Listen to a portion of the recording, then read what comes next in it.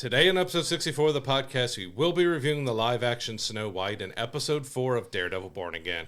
We'll also be discussing our time at Horrorhound and going over the biggest news of the week, including the potential death of the Saw franchise. But I'm Brad, he's Josh, and this is We'll Bring the Popcorn.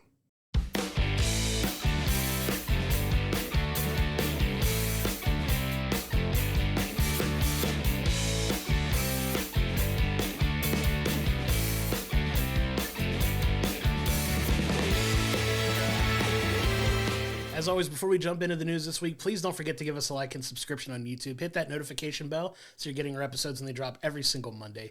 If you're listening to us in the audio realm, please give us a 5-star review. It really helps elevate the profile of the show. And as always, go to willbringthepopcorn.com where you can get all our archive video, our social media information, as well as our merch store so you continue to support the podcast that way. We can't thank you enough for your continued support. Yes, for news this week, there was quite a lot of stories that came out. So I want to start off with a franchise that both you and I enjoy a lot. It's the Jason Bourne franchise with, of course, you have Matt Damon. You also had Jeremy Renner doing one. Well, it looks like Universal has lost the rights to the Jason Bourne property, which I do wonder what this means for their theme park as well, because they do have that stage show, the Jason Bourne Experience, that they do.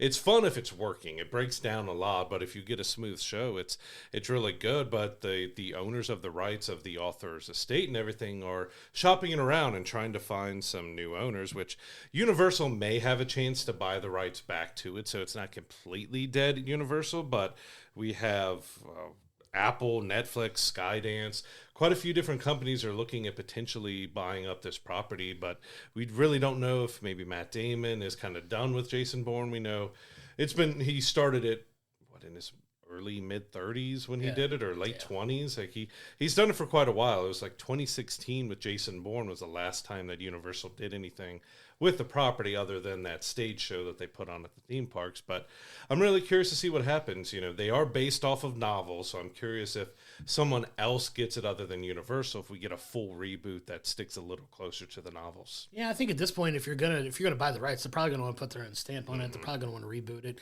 recast it. I mean, Matt Damon was fantastic as Jason Bourne in all the videos and all the movies that they did with that. And I think if a studio is going to get the rights to it, they're going to want to do their own thing with it, do something new with it. Not to say that they can't pay some homage to what Matt Damon did with it, but I think a full reboot would be necessary. Get a younger person in there to kind of take that mantle up and take that franchise forward as they acquire the rights and start to develop it. I mean, like you said, it's been 9 years now since we've had a Bourne film, so I think enough time has passed to where you could reboot that and maybe adapt one of the other novels that they haven't gotten to yet and recast it with a new actor. But I think that's a good move for them if, they've been sitting on it for 9 years and haven't really done anything with it. If somebody wants to do something with it and want to, purchase the rights to do so, I'm all for it. I'd love to see what new direction they move forward with it.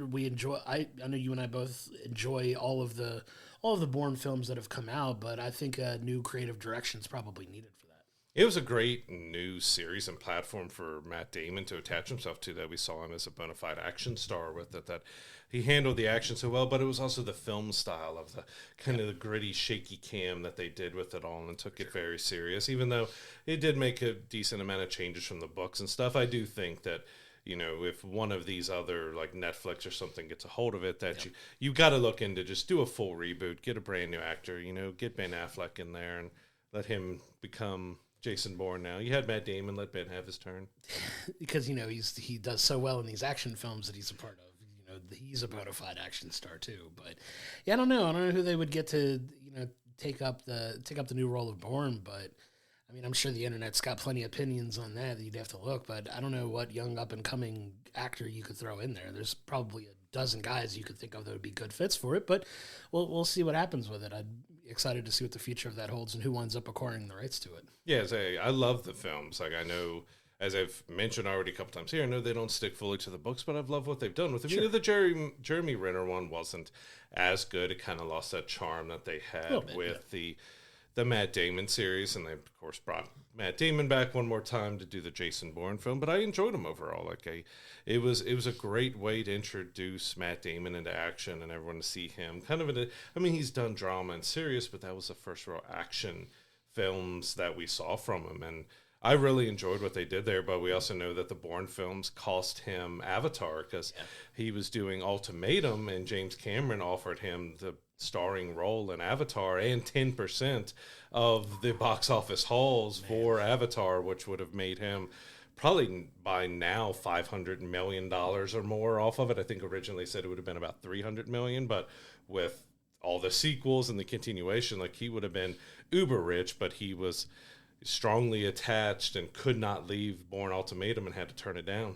Could you imagine just like it's a swing and a miss of that epic proportion? Like how, incredibly well off you would have been. Not saying he's not well off now, but just imagine the levels he would have been had he been able to make that work. And I wonder how different Avatar would be if Sam Worthington weren't the lead character in that and it was Matt Damon instead. I don't know if the movies would have done better. Would they have done worse? I don't know. Like, I'm thankful that, Sam Worthington's been a more than enough worthy lead in those films, and he's done a fantastic job. But man, Matt Damon in that role was another one of those what ifs. Like, what could have happened? But it'd be interesting to see. But yeah, the movie rights for Bourne, we'll see where they land, see who ends up winning the rights, and what they ultimately do with it. Because that's not the only franchise that's kind of in flux and not knowing what the future holds for it. Which kind of leads me to our next topic of conversation, the next news story that comes out, and you kind of teased it in the intro, but we seem to be up in the air on what's going to happen with the Saw franchise now. The 11th film was supposedly in the works and was even rumored to potentially be coming out, I want to say, later this year even? Or maybe it was supposed to be September of last year that it originally came out. Then they announced a delay to 2025. Yeah, well, for good reason now. It seems like that project may be a little bit dead in the water unless the rights to the movies get sold because according to the people that were, attached to make the film, that they submitted the script and they never heard anything back, which is kind of odd given how wildly successful the Saw franchise has been, for the last 10 movies that they've done. You're on the 11th film on this. You've got to figure, like, if you're a studio producing that and those do as well as they do, you'd kind of make it a priority to look at it. But the fact that it, got ignored, and I don't know what the heck's going on at that studio, Yeah, and then they said the producers started fighting after that with hearing nothing back on the script and anything else. The producers started fighting. Lionsgate didn't even step in. They just kind of let the fighting and squabbling go between them all, and it's terrible. It just, from what Bloody Disgusting reported, is it looks like the Saw franchise is completely dead. Like their 11's not going to be made. We were, I've mentioned a few times I'm not the biggest fan of the Saw franchise, just because for me I can't do torture gore.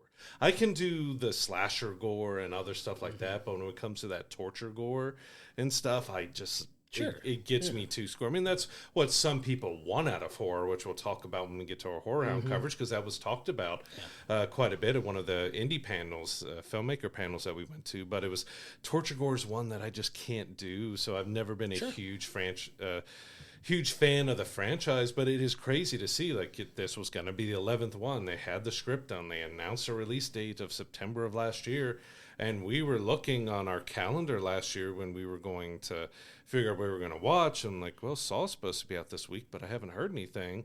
And okay, now it's been delayed. And now we find out it hasn't even been filmed. Yeah. Like nothing has been done on it other than the script being turned in. And the studio's just been like, yeah, okay. It's a big miss from Lionsgate because Lionsgate, they've got some pretty popular film franchises, but Saw's right up there with some of the most profitable they've ever had. Like I said, you'd figure that would be a priority for your studio, but the fact that I'm not entirely sure we're getting all of the information out of that story, like what's really going on. Is there more, internal squabbling that we're not aware of that nobody's making public? But you got to figure with a franchise as successful as that one is, like as soon as they come to you like, hey, we got this next one ready, like what do you think? Like you'd figure it would be a priority review from somebody like at the studio that was in charge of, giving it the green light, blessing it, doing whatever they got to do to get that ready. And the fact that it was ghost, radio silence from them, that from what we hear, like there's got to be something else up with that, because you don't just ignore major franchises like that without reason. So I'm curious to see all of the information when it comes out to what's really going on with that, because you're kind of just hearing it from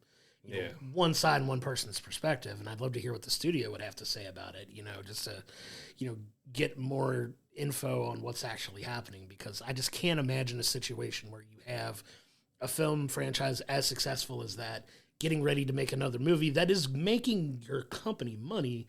You're not gonna give it not going to give it a look. Yeah, because Saw 10 was decently well received, and it made a decent amount of money as well. And even if they didn't like the script, they would either send back changes or end up scrapping the writers and going with someone new.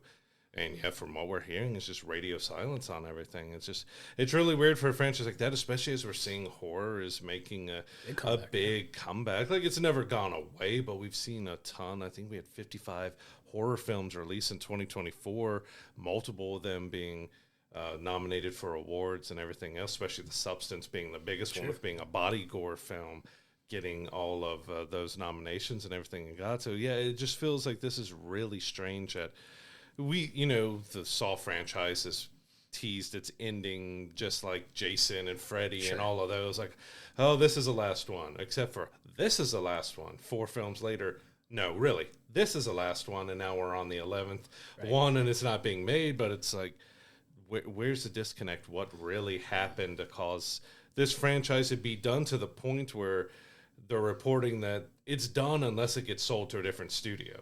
Like, that's the biggest thing I see on it, that Lionsgate, who's made a lot of money off of it, potentially just wants to dump and get rid of the series now. Yeah, that doesn't make a lot of business sense to me. Like I said, I don't think we're getting the full picture on that, but it's something to keep an eye on for sure, especially if you're fans of that franchise, because it's just such a weird situation that's going on there. I'd love to know everything that's actually happening and why it's getting put on ice as it is. Yeah, I want to jump into another story talking about another studio that, Village Roadshow, if you've seen an action film or a big tentpole movie in the last 15, 20 years, Village Roadshow. I mean, they were behind the Matrix films, Joker, the Lego Movie, Zoolander, I Am Legend, Mad Max Fury Road, and a ton more films.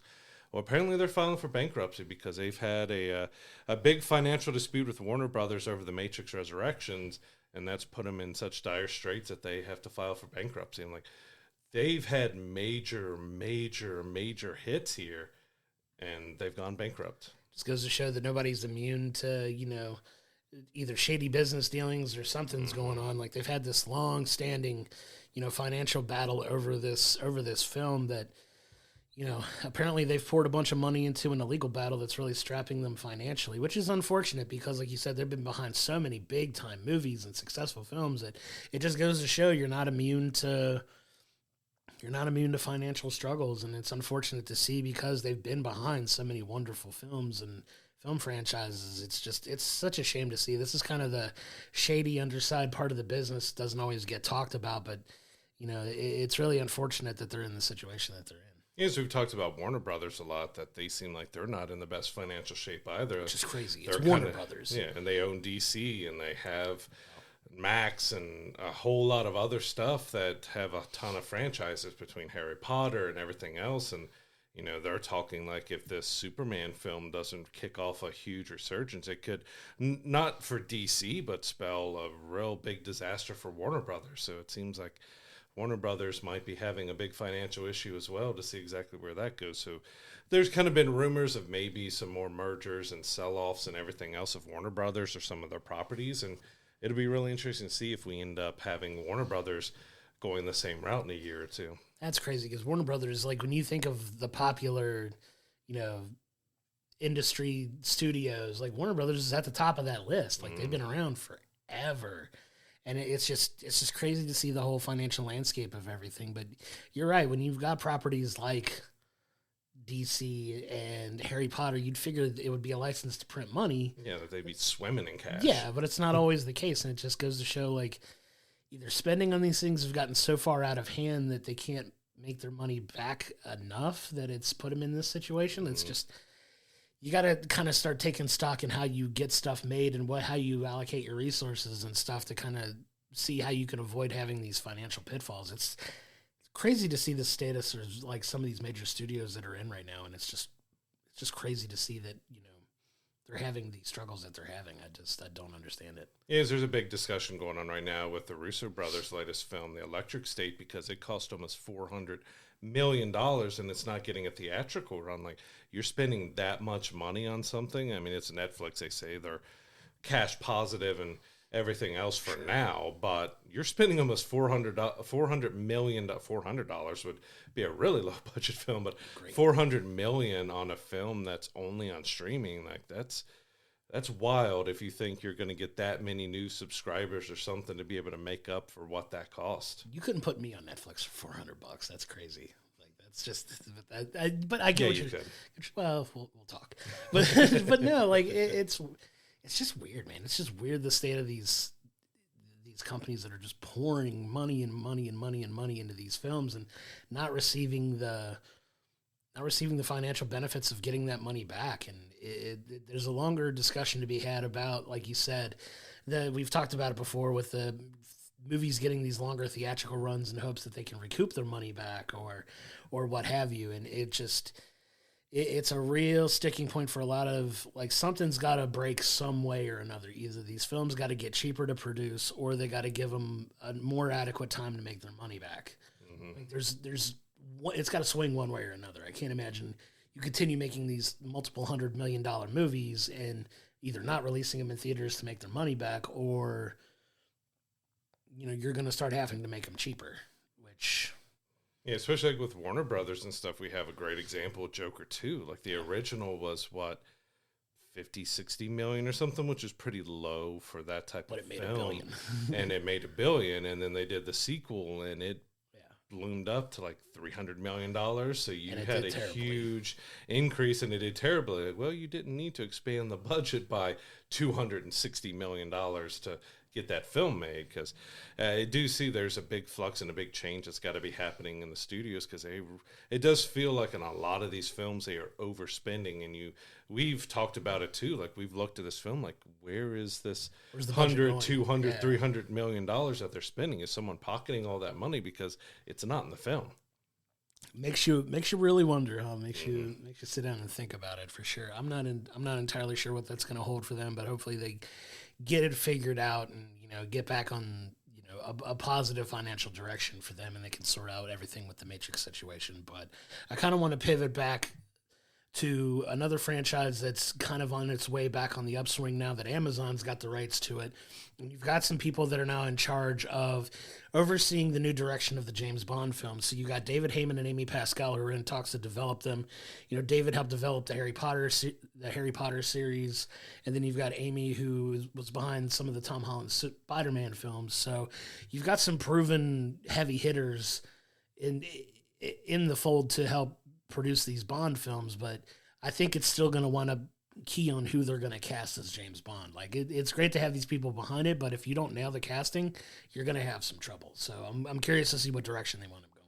Yeah, because as soon as it was said that Amazon has taken over the James Bond rights, we found out a little darker that Bezos didn't like the comments that Barbara Broccoli had, and it was like, we got to get him out of here. And you could see that at the Oscars, like when they did that tribute to Bond, and they had Barbara Broccoli and I'm sorry, I forget the guy's name with it, but they looked very kind of upset, and not like they were glad of seeing that tribute, more like this isn't ours anymore. Like you could see that, and there's been a lot of like, all right, what is Amazon going to do with it? Are they going to do right by it? Are they going to change Bond from being a British agent? Are they going to change all that? And then someone from Amazon did come out and saying that he's still going to be British and everything, but you just never know, especially Amazon being the gigantic company it is, and the changes they've done with the Rings of Power that a lot of people haven't been happy about, even though like the Reacher series is much closer to the books and what the author originally intended with it and stuff.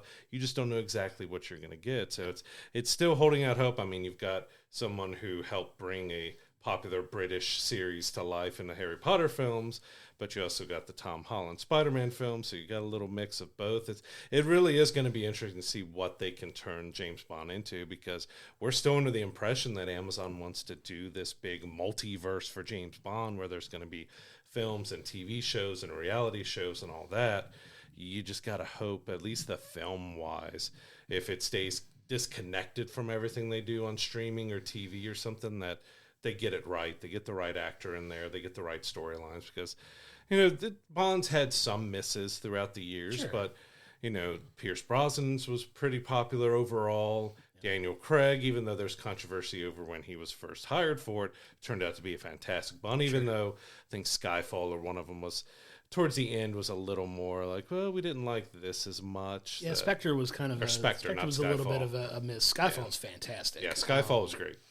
But yeah, Spectre was a little bit of a miss on that. But yeah, I mean, but that you're going to have that when you're talking like a 4 or 5 picture run as the same character. There's bound to be one that's a little less than the others and probably not as good. But at the same time, you do have to nail this casting. You have to get it right. You have to get it done, because if you're not successful with that, everything else that you're planning to do is not going to matter. It's fine to have all these ambitions and wants to do things, but you better hit a home run on the casting and you better get it right. Yeah, because, I mean, everybody wants Henry Cavill to come back to it. He's probably way too busy to be able to come back to it. And also, it depends on the age they want to go. Do they want to go to younger? You know, Daniel Craig was a little bit older when he started. And, of course, by the end of it, it depends on that age range and exactly where in this story of James Bond that they want to set it all. So, yeah, the casting is the most crucial part of it right now. You got potential some decent runners of the films coming in, but everything is going to boil down to that casting. It has to be. And you got to get the right person in the right story, and if you can nail that, all the other things will fall into place for sure.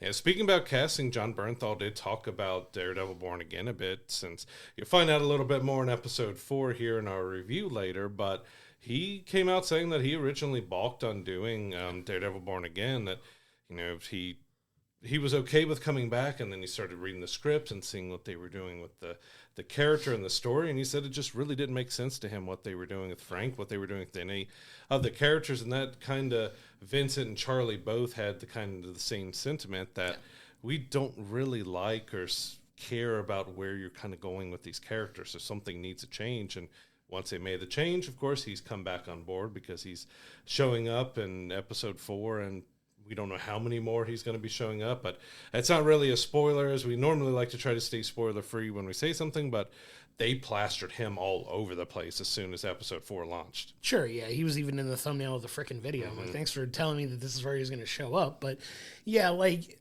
it does echo the sentiments that we had, you know, about the show when it was originally being produced and made, and now you seem like they've kind of righted the ship, and you know, we're very much enjoying the show so far, as we'll get into when we talk about episode 4. But yeah, good on him for staying like, you know, hey, if the story's not right, if I'm not into it, if you don't have me sold, I'm not coming back to it. And I'm glad they got it worked out, because obviously, you know, he's in Born Again. He's got his Punisher special that he's going to be doing for, you know, Marvel and Disney as well, that I'm very much looking forward to, because what we get from him in Daredevil now has me very excited for what's going to happen when he gets his own special, because my God, you want to talk about perfect casting. Like, no offense to, like, you know, Thomas Zane or Thomas Jane or anybody else that's, you know, played Punisher before him, but man, that guy just embodies the attitude and the grit of a Frank Castle. Just absolute perfectly nailed casting for that, and I'm so excited. It's the gravitas of the emotion behind so good. What is such a tortured character? Like, he plays that emotion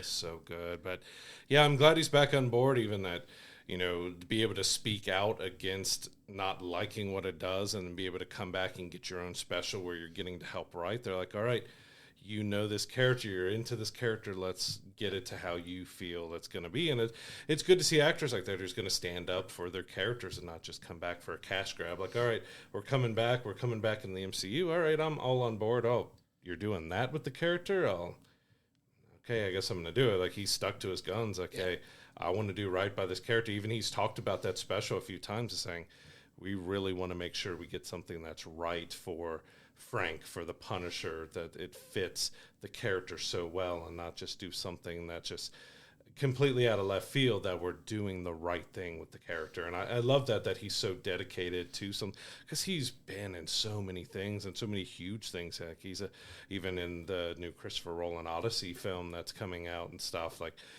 he doesn't have to do Frank Castle, but he wants to do Frank Castle. Yeah, when you get into, you know, you start talking about passion territory with actors and roles, and, you know, holding those characters dear and wanting to do right by them. This is a great example of that. Just kind of sticking to your guns and wanting to make sure the story is right, to do right by the character and by the fans of the character, and by, you know, the actor portraying the character, that they care as much about that as they do. That, you know, him standing his ground and getting it to where he wanted it to be was just an awesome thing to see, and I can't wait to see what the future of him in that role and that character goes. Because, in my opinion, he's just such a fantastic character actor, and he kind of chews the scenes in just about everything that he's in. You know, we love his scenes in The Bear. We love him. You know, we loved him when he was Shane on The Walking Dead as well for the limited time that he got to be in there, which is crazy thinking how limited he was in that show, considering how long that show went and how like short his time on it was, and the lasting impact that he had on that show was just crazy as well. But just a phenomenal actor, and I'm excited to see what the future for Frank Castle holds. Yeah, he's one of those actors, regardless if it's TV or film or anything that he does, his name's attached to it. All right, I'm gonna go see it. I'm there because he's such a fantastic. Because he cares about the character. He cares about what he's portraying. That he puts his everything into each character, and it's great to see that Charlie and Vincent and John all have the same feelings about these these Marvel MCU characters, that they're standing up to the mouse to say like, hey, we don't like what you're doing here. We want to do right by these characters because we love these characters so much. You got to make some changes, and they got them to reboot 3-4 episodes into filming. Like, that says a lot to them as well, for Charlie and Vincent to say, hey, these fans have been clamoring to get Daredevil and Kingpin back, and we've got to do it right. We can't just shoehorn it in and do something that just doesn't make sense to these characters. We have to do it right. Yeah, and what they're doing so far is fantastic, and we'll get into that when we get into our review of the next episode as well. But I kind of want to move into another news story that I'm kind of mixed on how I feel about it, just because it's been done and done again, and we've had so many different iterations of it. But, you know, a story coming out of the Wrap this week was that there's a Power Rangers series that's going to be in the work for Disney Plus. Now, we've had recent attempts at making a Power Rangers film that did not go that well. It wasn't very well received. But now we've got, you know, the people that are behind the Percy Jackson and the Olympians TV series on Disney Plus currently that's doing relatively well. I'll admit I haven't watched it. Was a decent fan of at least the first movie and maybe the second one. I can't remember if I liked the second film or not. Yeah, the film's kind of bombed, and they restarted as a series now, and that's been much more well received than the films were, which is great. I plan on checking it out eventually, but it's doing well enough that these guys are being trusted to kind of reinvent the Power Rangers franchise and do something else with that. So like I said, there's been some real hit or miss. Obviously, we were fans of the OG original Power Rangers series when it aired in the 90s, and just it's gone through a lot of ups and downs TV-wise. There's been some good series coming out of it. There's been some really not-so-good series. If people that have followed, you know, these stories over the years and the decades that it's been since its, you know, original inception in the 90s. But it's going to be interesting to see what they do with it, moving it to Disney Plus as its own series, see what kind of reboot or what they're doing with it and what direction they're taking it in, because it's a very popular franchise still to this day, but one that is such a hit or miss creatively. The jury's still out on whether or not, you know, this is going to be something that's a positive for Disney or not. You don't really know which direction they're going either, because, you know, Hasbro took over the Power Rangers franchise in 2018, and they've done a few shows outside of that, but the film came out, I believe, 2017, so they took it over right after kind of the bombing of that film. I enjoyed the 2017 Power Rangers. It had its issues and its problems, but I liked the direction they were going with. I felt that they could have maybe really got it going in a second one, especially they teased that bringing Tommy in and all that they could, because they took it a little more serious. I mean, they went a little more alien, a little more fantastic with how they got their armor and everything on, but it wasn't terrible. It did bomb at the theaters. It did not make any money. So the sequel didn't happen, and now Hasbro's rebooting it, and you just don't know, is it going to be another kids show that's, you know, the over-the-top, corny, just action-packed, but crazy over-the-top, or are they going to try to do something similar in the vein of that 2017 film reboot that tried to make it a little more teen, a little more grown-up, but it failed, but maybe they have an idea that's going to work. We just don't know, because Hasbro does have, I think there's at least one Power Ranger show that's still kind of going in the kid vein. But when you're talking about Disney Plus, you don't know if it's going to be a Disney-fied kids show or if it's going to be more teen and adult. But as you mentioned, yeah, if you grew up in the 80s and 90s, Power Rangers was something that you got into, especially as we've talked about a lot. Like, you kind of had the big trio, and there's probably more as well, because you had Kelly from Saved by the Bell, you had Topanga, and then you had the Pink Ranger and Power Rangers for like the boys having crush on. There's plenty of more at that tape, but that was like growing up, like it was the Green Ranger and as a Pink Ranger, you were all, okay, what's happening with their relationship? And, you know, Jason David Frank and Amy Jo Johnson and stuff. And I still say Amy Jo Johnson was in Flashpoint. That was Canadian, like SWAT team show that was just so fantastic. I don't think very many people saw it, but it was a great police drama that she did that I continued on because I liked her in the Power Rangers and kind of followed her from that and followed her to that show. And sure, she's got a music career and everything else. And unfortunately, you know, Jason David Frank is no longer with us, but there is a huge legacy, not only here, but in Japan and everything else of where it started as, you know, a different name and all that stuff. And it's going to be interesting to see where they go. Cause you know, Hasbro is going to be really caring about the toys and all that stuff that they can put out on. And it's going to be really interesting to see what they can do on Disney Plus, if they're getting a big budget, if it's going to be a small budget, if they're still editing in from different shows and everything else. As you know, with the original Power Rangers, you know, they took a lot of the Japanese footage and just re-edited it with some of the American footage, so they weren't doing half of the stuff that we saw them do in that original series. But it's potential, it could be big, but it's they got to do something right with Power Rangers to keep people still caring about it in this day and age. Yeah, and that's a harder story to sell. But as long as you can, you know, play a sword flute with a helmet on, you know, I think you're still in business there. But he had a mouth that was completely closed. Sure he did, buddy. Sure he did. But it'll be interesting to see where they go with that for sure, because that's another one of those, like, trying to modernize a nostalgic property like that and seeing what they do with it. Could be a hit, could be a miss. We don't know, but that's just another one of the nostalgia things they're trying to bring into modern times as well. And we'll see if they hit a home run with it or not. Like I said, they seem like they might have the right people attached to it if the Percy Jackson, you know, showrunners are going to be a part of this. Because, like I said, even though I haven't seen it, it's doing well enough that it's getting multiple seasons on Disney Plus. So, you know, shows like that don't get multiple seasons for no good reason. And Disney's notorious for pulling the plug on something that, you know, may or may not be doing, you know, too hot. So the fact that they're not only letting them take that, they're letting them go ahead and jump on another property like that too is pretty telling for the confidence they have in what they're doing. We'll just wait and see what they put out. Yeah, they also did FX's Old Man, which with Jeff Bridges, which I've heard great things about, but I haven't seen or been able to watch yet. So they've got a couple good shows under their belt, one adult, one kid. So we'll see if that does end up leading them somewhere in the middle to make it more of a teen Power Ranger. But I want to move on to Warner Brothers, which we've talked about a lot. They've had a lot of controversies lately. Of course, we're getting DC completely rebooted with James Gunn, but we still have some people on the Warner Brothers side that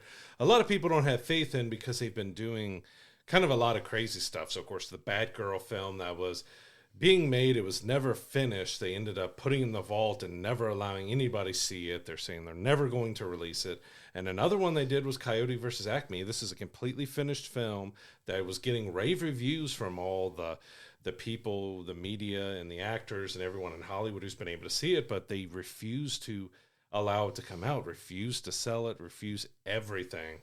But apparently now they're loosening up on that a little bit. So Ketchup Entertainment, who actually just put out the Day the Earth Blew Up, a Looney Tunes film, which we've talked about, like, this isn't, it feels like they just kind of shoved that in the theaters because you didn't see any trailers for it.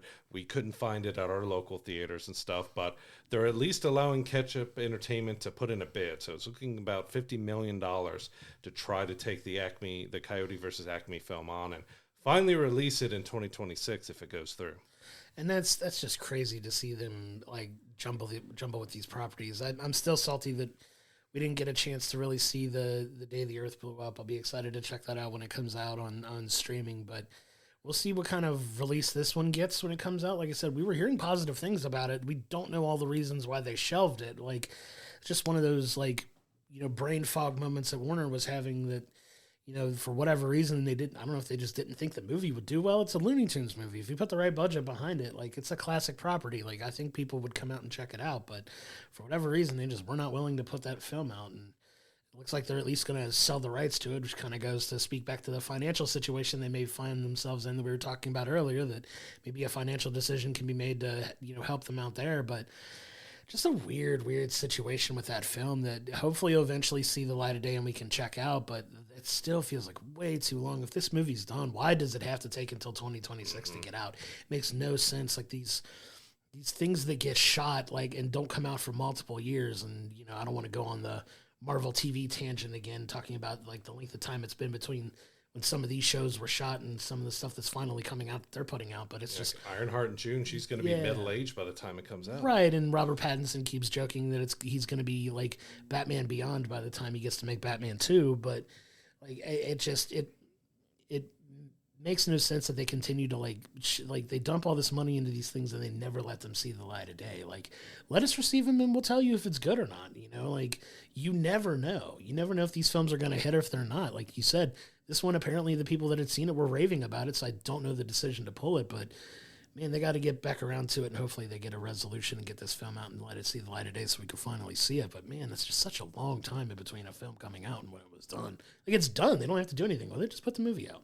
Yeah, I don't know if it's because they're just talking about it won't hit till 2026 just because of the stacked release schedule and they just don't have an open weekend that they could do it. It matters if they can't get screens.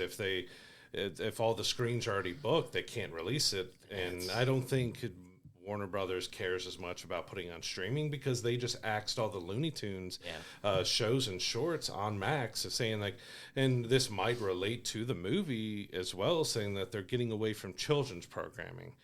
And that's children's, but if you have a streaming service that is not an archive for everything that you've released, you're doing it wrong. Right. You need to have an archive of all your older stuff that the people in the 70s and 80s that helped you become who you are. You should have an archive of everything you've released. What exactly is it costing you other than maybe some music rights, or you have to pay the actors their stipends and everything else? It should be an archive for everything that you've ever put out, but they've axed so much stuff lately. It has been insane. Of course, Disney has done the same, where they killed the Willow series and they've knocked 30, 40 different shows and movies off of their channel. Why is your financials in such dire straits that you can't keep these legacy properties going on your streaming platform that should be an archive for your studio? It should be, but we'll never understand the decisions why they make these things the way they do. I kind of want to pivot now into our last story of the week, which you've heard us, if you've been listening to us since day one, we have talked ad nauseum about the fact that Apple is, for all the great shows that they have on their service, the absolute worst when it comes to marketing and promoting their own shows. It's almost like they just say, grassroots word of mouth is going to take care of all our marketing for us. Well, we see where it's wound up getting them because they are reportedly losing over, what is it, $1 billion a year on Apple TV Plus. They pump so much money into these shows, and for good reason. There's so many really, really solid shows. We've said it over and over and over again. If you don't have Apple TV Plus, in my opinion, for the quality versus the cost of the service, it's the best bang for your buck of any of the streaming services because there's so many incredible shows, and it's one of the cheaper services to have right now because it's still $10 a month to get Apple TV Plus. Somewhere around there. Yeah, it's around $10 a month, and you get this incredible library of stuff that you've probably either never heard about or you've heard people talk about, but you keep meaning to check it out. It's got shows like Ted Lasso, it's got Shrinking, it's got all of these incredible shows that are on it, and all featuring very high A-list celebrities are doing shows on this network, and you never hear about it. And it just drives me up a wall that they have all these incredible properties and they sink all this money into it, but none of it is going to marketing. And now they're losing $1 billion a year, and I just can't wrap my head around it. You can somewhat see why there's someone losing money at passive marketing because they are paying such big stars. You got The Morning Show, which had Jennifer Aniston, Steve Carell, and you got Reese Witherspoon and a ton of others.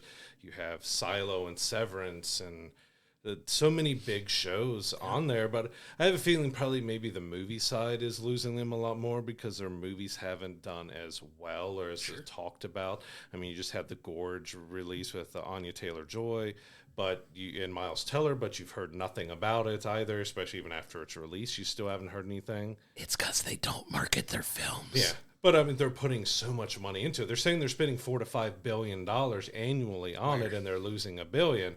It's all going into the actors, and I mean the high production and everything they're putting in. But I mean, it's also Apple. They have $200 billion surplus just laying around, and they're making. We'll just put out another iPhone.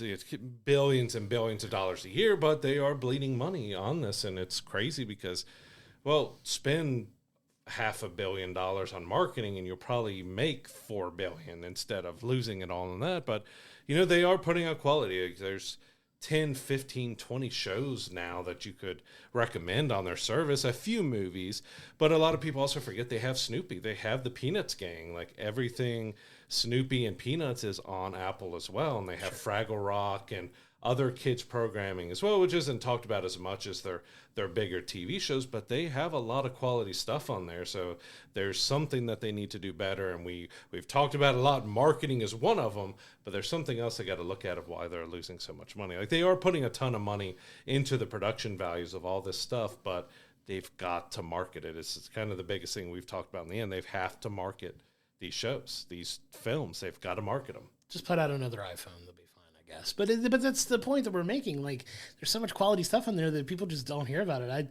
I talk to people all the time about these shows, and they're like, "Oh, I keep meaning to watch it, but I've never done it." I was like, take $10, go sit and watch the 3 seasons of Ted Lasso, and tell me it's not worth the price of $10 to watch, 30 episodes in a month. You can watch an episode a day for a month, and it pays for itself. But like it's just, I don't know, man. Like I'll never understand why these companies like just continue to bleed money, but don't allocate the money where it probably could be to make them even more money. I don't know. That's why I don't run any of these studios, I guess. But it just frustrates me to no end, man.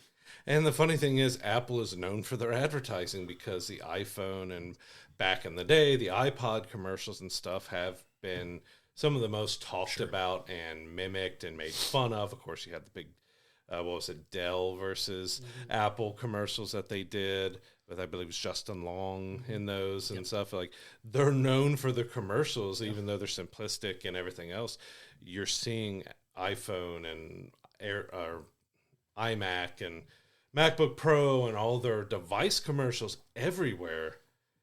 You're not seeing anything on their TV shows. Very, very little. It's disappointing to see because, like we said, we'll continue to pound the table for it. Like, there's so many incredible shows on that service. If you're not checking it out, you should be, because there's just an incredible wealth of stuff to get in, to dive in. If you're looking for something new to watch, there are a ton of options on Apple TV Plus, and it's the most affordable streaming service there is right now, and the best bang for your buck. But for now, if they need to make up that $1 billion somewhere, like, hey, let's up it to $20. That's going to help. Pay me to market it. Let's go. I'll do it for significantly less than you think it would take.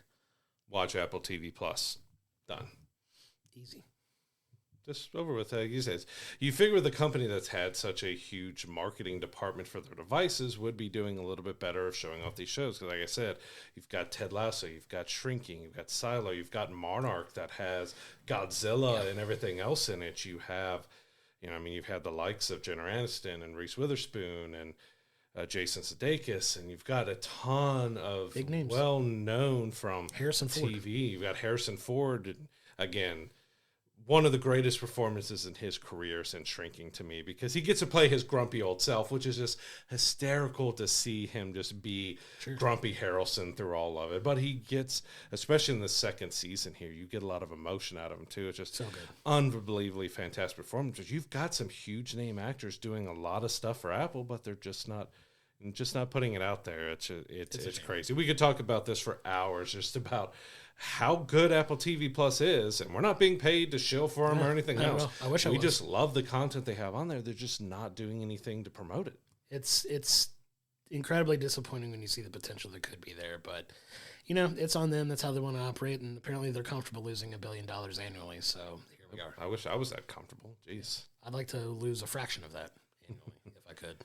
So I want to move us into, we were able to cover another convention this weekend, so we went up to the Sharonville Convention Center and got to check out Horrorhound Weekend. So this is everything for horror lovers, from behind films and TV shows and just everything horror celebrated here. And we were able to sit down on several panels as well and had some fun times with these panels. So we kicked off our panel watching with an independent film showcase, which it was just kind of talking about kind of where horror is and, you know, what gets people into horror, not only from filmmaking, but to watch it and stuff. And a lot of it, and it was an interesting discussion because we're talking about a lot of it, there's an emotional connection. So like if you like the realistic type of horror that's putting in situations that you can believe and go and everything else, that everyone has a different connection to every kind of horror property that goes out because there's something that triggers you. Like I know with me, once I became a dad, sure, and my wife is the same way, anything horror related that happens with kids, I cannot do. Like it gets me like, nope, I can't handle something happening to kids in a horror film anymore. Like it wasn't that way before I was a dad. I'm not being heartless or anything, but I was able to like, all right, that's bad, but I can deal with it. Now that I'm a dad, I'm like, nope, I can't deal with it anymore. Yeah, but that's one of the fascinating things about horror, and it was why it was such a fun panel to be a part of because it's one of the few genres that you can have so many subgenres of. Mm-hmm. And there's a little bit of something for everybody because they talk about, you know, it was so great hearing these independent filmmakers talk about it because they have the passion for the projects that they're making, right? They talk about, you know, the title of the panel was called The Art of the Scare, right? And it was talking about the different ways that they can use scaring you in a film and all the different ways that it can be done, right? It can be, you know, like you said, the torture elements of it. It could be slash elements of it. It could be psychological. It could be comedic. It could be, you know, like there's so many different ways to get a scare out of somebody, or whether it's thought-provoking or whether it's physical, you know. Just making people uncomfortable. Yeah, like all the different elements that go into making horror the awesome genre that it is. And it's one of my personal favorite genres to begin with. And it was really cool to hear them talk about like the passion that they all had for why they went into this type of filmmaking, why they enjoy making these types of films that resonate with them.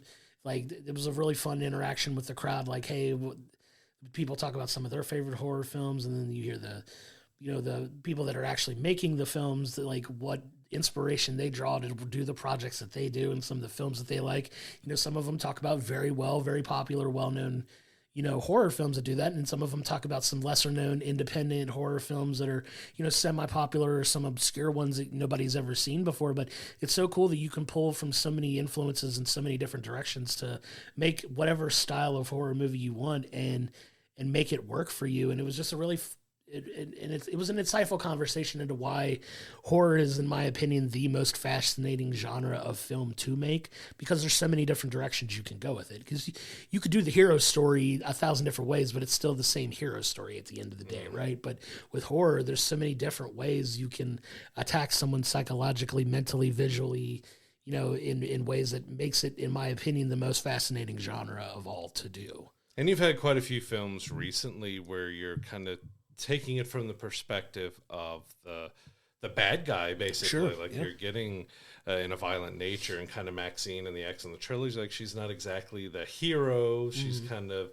the villain as well, and it's so you're kind of exploring that different aspect. Well, what if we're showing it from not from the hero perspective, and we're seeing it come this way? And we've seen quite a lot of that. But yeah, it was really interesting to see, especially some of them say like, I'm actually, you know, I'm a very introverted, I have such anxiety and all this other stuff, but when I do the horror, I exploit that because I know that bothers me, so I'm going to do that to kind of using what terrifies me to terrify other people with it. Like you're using kind of what you know, but yeah, horror can have so many different varieties to it depending on what they do, because if they go very violent, if they skip on the violence, but there's more torturing you psychologically. And I love the discussion that they got on about A Quiet Place, because it was more of, I guess you could say, a unique approach to horror, because it was about the silence and it was about the use of audio in horror. And of course, a lot of people who are fans of slasher films, one of the biggest things that you can remember are those theme songs of that music, or the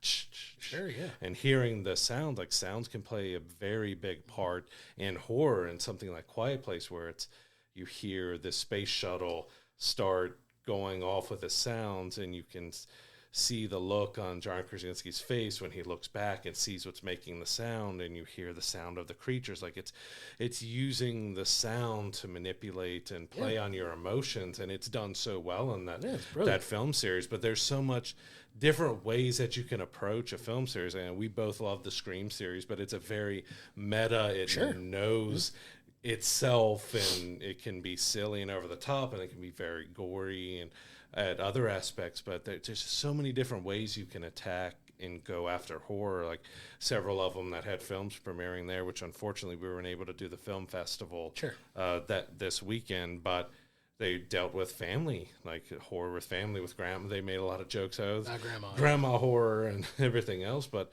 that's stuff that people can connect to, the realistic nature. Like, okay, what's going on with this family, and you don't know. And terrifying aspects of that, it was really interesting to see how they talked about their approach to horror, what got them into horror, even like what scares them, and that's the reason why they got into it. But it also fascinated, it was kind of across all these panels of just how they talked about how much fun they have making horror films, because you see some of these, especially the ones that are very brutal and dark and violent and stuff, and then you hear that they were laughing and cracking up and having such a great time doing it. And we'll talk about that a little bit more at the Evil Dead panel, which is, you know, it's kind of a little bit over the top, but they took the reboot kind of very seriously with it.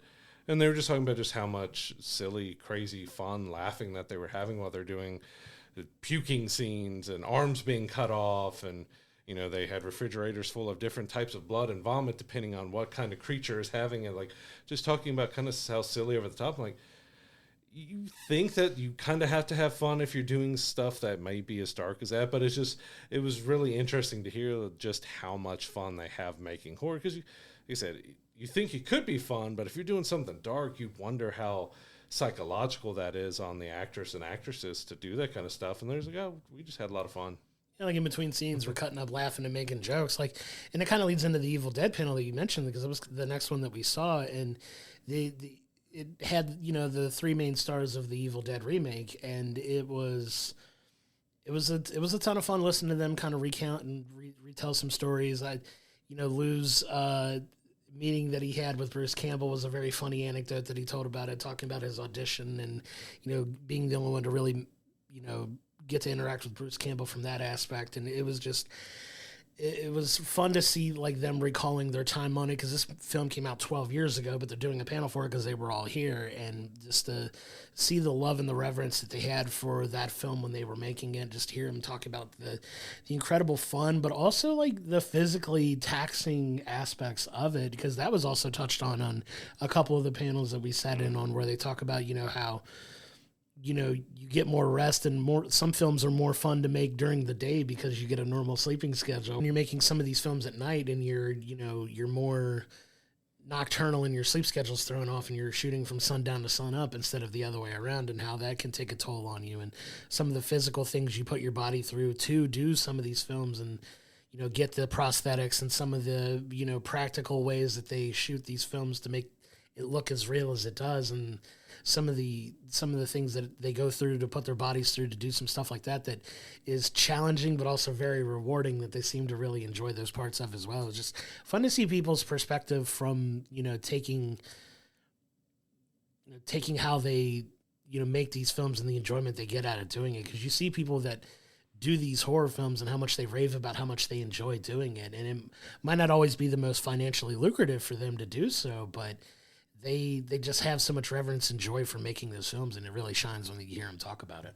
Yeah, I think so. The Evil Dead panel going on, but talk about how much fun they can have. But yeah, when you're shooting from once it goes dark to once the sun comes up, and then you may be spending 8 hours getting prosthetics put on you, depending on what type of horror film you're doing. If you're being slashers or cut up, or if you're demonizing yourself or something else, you can spend so many hours getting stuff glued to you and saying that hurts when you're having to pull off all the prosthetics that have been really glued to you. And then if you're doing a running scene or something that you're having to look like you're exhausted, they're jumping rope and making themselves like breathe heavier, and you're doing all that in the middle, then it might be 3 a.m. that you're, you know, you spend 8 hours in the chair, then you've got to get yourself feeling exhausted, and then you have like 6 hours of filming to do overnight. Yeah, like it can be really exhausting doing a horror film, which it was really interesting to open up about that kind of stuff. Like, even though it can be fun and they enjoy it, it can be really hard and exhausting. Like, I think Jane talked about it took 2 weeks to do the blood rain scene. So you're just daily being covered in that fake blood over and over again. You got to scrub and wash it off every time and come back. And like talking about resets, like if something doesn't go right in a scene where you're being cut open or blood splattered on you or vomit coming out of you or something else, like some of those stuff you can only do once. You've got to get it right. Or if you can do it multiple times, well, you might be covered in blood. You got to go take a shower, get new wardrobe on, go through all that, come do the scene again. It doesn't go right. You've got to repeat.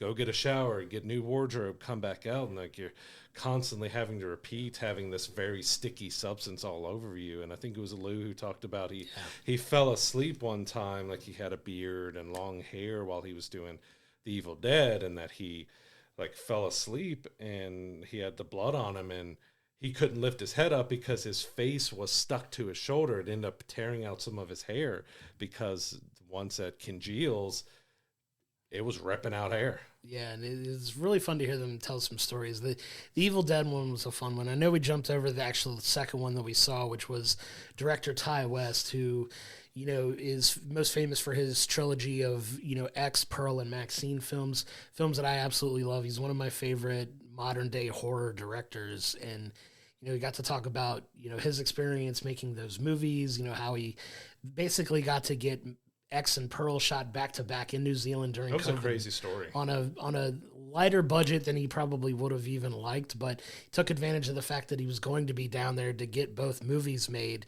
And talked to, like, what really fascinated me about his panel was just him going through his creative process and how he likes to make films. He doesn't like to do the same kind of film twice, with the exception of this trilogy. Like, even though it's 3 movies, it's 3 different time periods. So it was like making 3 different movies, even though they were a similar slasher genre type thing. But I absolutely love X and Pearl and Maxine. Those are some of my favorite modern day horror films, and just kind of hearing him go through his creative process and how he, you know, got back into making horror films by doing this, because he had ventured off into TV for a while, was doing TV for a while, and these trilogy of films got him back into making films and horror movies. Like, it was real fun to hear, like, his approach to doing things, that the way he shoots movies creatively versus, you know, how other people try to shoot those. Because if you do see a Ty West film, you do know that it's a Ty West film, because it's a very distinct way of shooting horror films. But it was really cool to hear him talk about it. Yeah, I loved him going into detail about what it is and not really sugarcoating everything. Like, you know, do you rehearse a lot? We don't really have the budget to rehearse much, so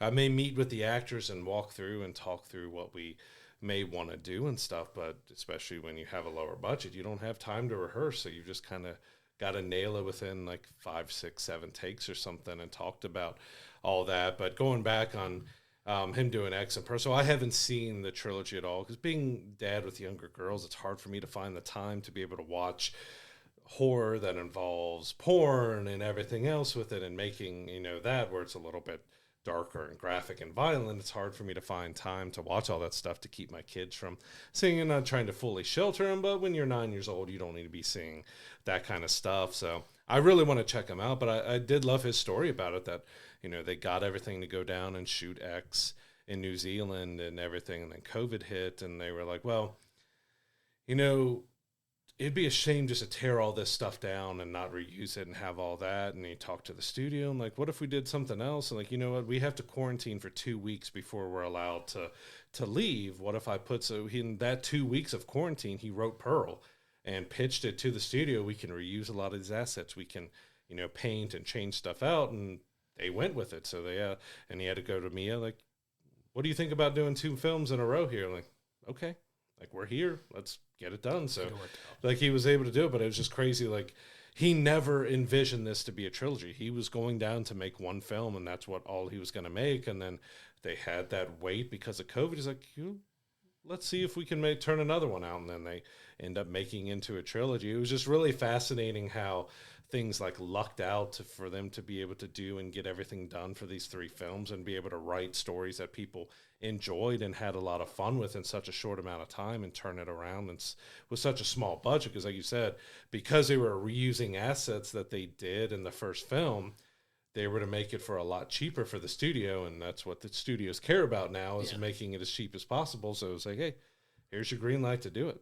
And it helped that, you know, Pearl, the second film, is technically a prequel to X, where you go back in time and it's a different period piece, and that's kind of what Ty talked about, like getting enjoyment out of doing, because he didn't want to just make a direct follow up to it. Then he wanted to jump back to a different really time difficult period, if you've seen the film. Which it's really cool how they got it done and made, in the story they tell in Pearl as well, because it is most definitely a prequel talking about the family from the first one, and going back and telling their story, which is a wild take on it too. But if you haven't seen those, I highly recommend it if you're a fan of horror. But just hearing his creative process was super fascinating. Just hearing his perspective on the types of films that he likes to make and the way he likes to make his movies, and it just really shines through what he's put out so far, because I've really got enjoyment out of all three of those movies, and I can't wait for you to check them out and so we can talk about them. But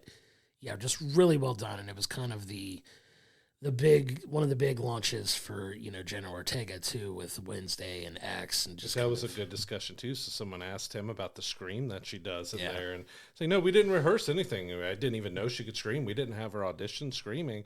Like, she just did it. And we're like, okay, that works. Yeah, of course she could do it, because she's fantastic, and just kind of singing her praises there. But it was, like I said, it was really cool. It was a really cool panel to be a part of. And then we got to experience, in my opinion, the highlight of the entire weekend for me was the next to last panel that we did, which was the Henry Winkler panel. So Henry Winkler is notorious for playing the Fonz on Happy Days, and the coach and water boy for a lot of people in our age range that saw him like more heavily in that, but we knew him as the Fonz. But we didn't know what we were expecting from a panel with him. We kind of expected it to be a similar Q&A type situation, but you get Henry Winkler coming out and just monologuing for like 20 to 30 minutes with some crowd interactions and some questions that he eventually got to. But man, he told some incredible stories, and you could just see why he's been in show business for the better part of 50 years at this point, because he's just an incredibly talented performer and such a great public speaker. Yeah, he was fantastic telling, especially because everything came from the heart. He talked about his hardships, or his parents were German and they were very strict Germans, or they didn't believe in him and didn't care that he wanted to be an actor. But I also love the part that he immediately related, I was terrible in school. I was not a good student. I didn't do good. I ended up finding out later on that I had dyslexia and I had a learning issue and stuff, and that I felt dumb and I didn't feel like I fit in with anything. But you can't let that kind of stuff stop your dreams. Like, he's giving an inspirational speech to everybody. Like, you can't put a period on a negative thought. You have to be able to push that to the side and move on, because my entire career is based on me being able to push those negative thoughts away, because I wasn't, I got accepted to one college and I didn't do very good there. I almost got kicked out and talked him into like leaving me in. Then I was able to get into drama school at Yale and everything else. And I was able to go through all that. And even when he started getting acting gigs, he's like, well, they hired me for like 3 roles, but I ad-libbed stuff and they liked it. So I took a 6-line to a 10-line or something on the Mary Tyler Moore Show. And especially with Fonzie, like I loved his story about Happy Days and stuff, because he was just went on what it took, and he walked into the audition and he kind of gave that attitude that Fonzie has, and threw the papers and walked out of the audition, and they called him back. And the very first day, like, this is the second real acting job he's had. He's like, I read the script and it says, you walk up to the mirror and you comb your hair. And it goes to the director like, I don't really think he should comb his hair and walk up to the mirror. Like, oh, you don't, do you? Walk up to the mirror and comb your hair. Okay, so he walks. They start the scene. He walks up to the mirror, gets out the comb. Hey, this is perfect. And doesn't do what the director told him. He stood up to the director, and it turned out to be some of the most iconic lines and stuff. And that talked about how he developed the A and the whoa and all of that for Fonzie. Yeah. Like, it was just great to talking about his process, but how his personal life affected him as he was trying to be an actor. As again, back to dyslexia, he's written 40 children's books now, even though he's dyslexic. Incredible. He's never had any training or anything with the writing. Like, it was just such great stories and information and everything else. And it felt like he was there for us, not us there for him. He wanted to connect with anybody who asked him a question. before you could ask a question, you had to tell him your name, and he gave a lot of people nicknames and really all fun. that. It was so great to hear him speak. I'm laughing and smiling because I'm recalling one specific like little anecdote that he gave in his time, and he was like, I took algebra 4 years. He said it took it in school semester, summer semester, school semester, summer semesters, school summer, and he's like, I finally passed with a D minus that last year. He said, and ever since then, in my 60 plus years or whatever it's been since he's been out of school, now one person has asked him about a hypotenuse. That just made me laugh. It was just so, because it's so true, right? And, he's, a strong advocate for education, and obviously,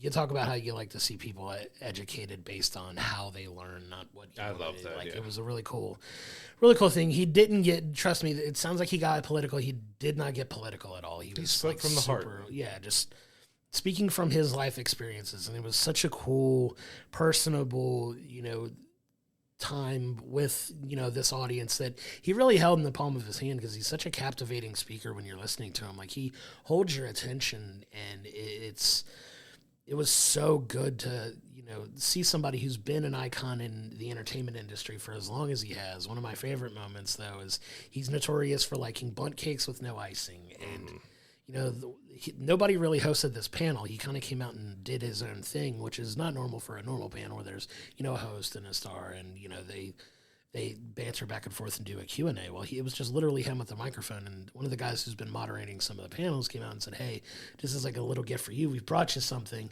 And they bring out this character, this person dressed up in a shark costume, obviously playing off the famous Jump the Shark line. He was like, I don't want to jump the shark, but I heard you like bundt cake. Right, yeah, just making fun of the Jump the Shark. But they gave him like a couple boxes of bundt cakes for him for his time, and being the wonderful, amazing person he is, started giving away, like, he's like, I'm going to keep one of these for myself, but I'm going to give away a bunch of these to the the people that are here. And just all of the kids that were in the audience, he called them up and was like, hey, immediately come get a called bundt the cake, kids. and just asked them, hey, you want a chocolate one, you want a vanilla one? He messed with one. That's why I'm laughing. He's like, one of the last ones, he was dressed as Ghostface. He was one of the smallest ones that came up, and he's like, here you go.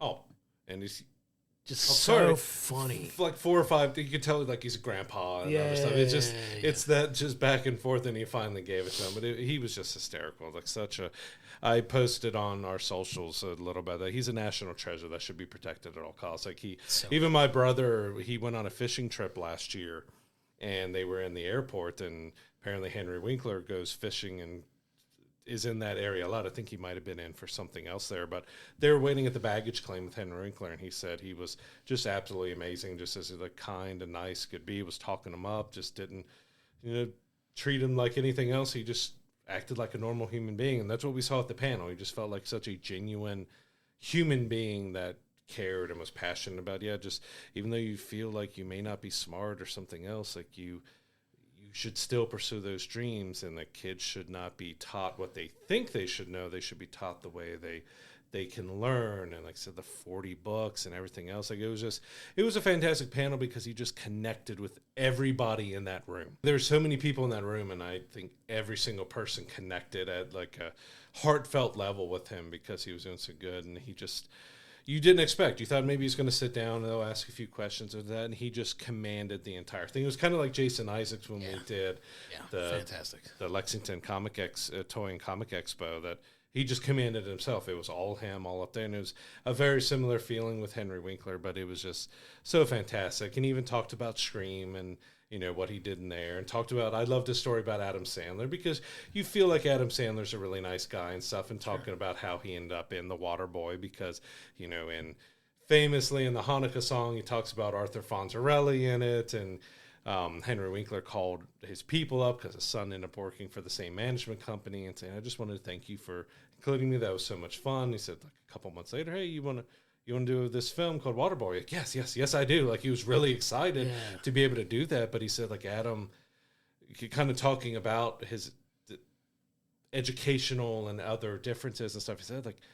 Adam cannot have idle hands. He has to be doing something. He has ADHD, he has all this other stuff. He can't be moving. But talk about the heart of Adam. Like, he would have paint and canvases and stuff all around the sets, and he would invite anybody on the crew and like, hey, grab a can, come over here and paint. You paint. No, there's a little kid over here. Why don't you come over here and paint? Like, he was inclusive of everybody when he did the films, and so that's one of the reasons why he loves Adam so much, because Adam has that heart that he loves as well. Like, Adam is very inclusive to everybody around him, even though he has his own hardships with being able to stay still and all that. He makes everybody feel welcome, and that was just great to see, and that's why they've worked together so much, and that he loved working for him was just because he felt that kinship because of just how kind Adam was to those around him. Yeah, just so many incredible stories they got to share. He got the only standing ovation by the end of his panel that anybody got. Not that there were any bad panels that we saw, but this was such a special special engagement between him and the people that were there. If you didn't go to this panel, I really feel like you missed out. If you were there, we got a really cool 40 to 45 minutes with just an absolute icon in the entertainment industry, and he's someone that I'll remember sitting in that panel for a long time. Of all the panels that we've done, it's been by far my favorite individual session, and that's saying something because we've seen some really cool panels like the X-Men panels and stuff like that. Like some of the Ninja Turtle panels were a lot of fun, but just the engagement, the topic of conversation, and just his charisma and his presence, it really stuck with me, and that's one that I'm gonna remember for a long time. It was such a cool moment, and just to be able to be a part of that was really cool. And then we go into our last panel, which was Sonia O'Mara and Tony Rivoloni from the Scream franchise, talking about their experience with it as well. And Tony was just so funny and so personable. Going into it, I completely forgot that he was in the Grand Budapest Hotel because it's been a while since I had seen that film, and it just reminded me. I was like, oh my God, yeah, he was in it. That's such a brilliant movie. But him obviously now from Scream and being Flash Thompson in the Tom Holland Spider-Man movies, which is a joke if you went to the panel where somebody tried to claim that he was in Amazing Spider-Man and he wasn't, and he very funnily just kind of shut that down really quick. You could tell he was trying not to. He's like, I really don't want to call him out on this. I got to do it. I wasn't in Mark Webb's Spider-Man films. Right. I was in John Watts. I wasn't in those. But anyways. He was still really funny and really, really engaging with the audience. This was more of your traditional Q&A, a little bit of banter with a host and a lot of Q&A stuff. And you got to hear some really fun stories of their two very different experiences working on the Scream movies. Tony didn't get a chance to really interact with a lot of any of the core Scream cast. Your Courtney Cox's, your Nev Campbell's, your David Arquette's really didn't get to interact with him. And then Sonia was very much involved with him, obviously with her involvement in the Scream movie that she got to do. But it was kind of cool hearing them talk about their experiences.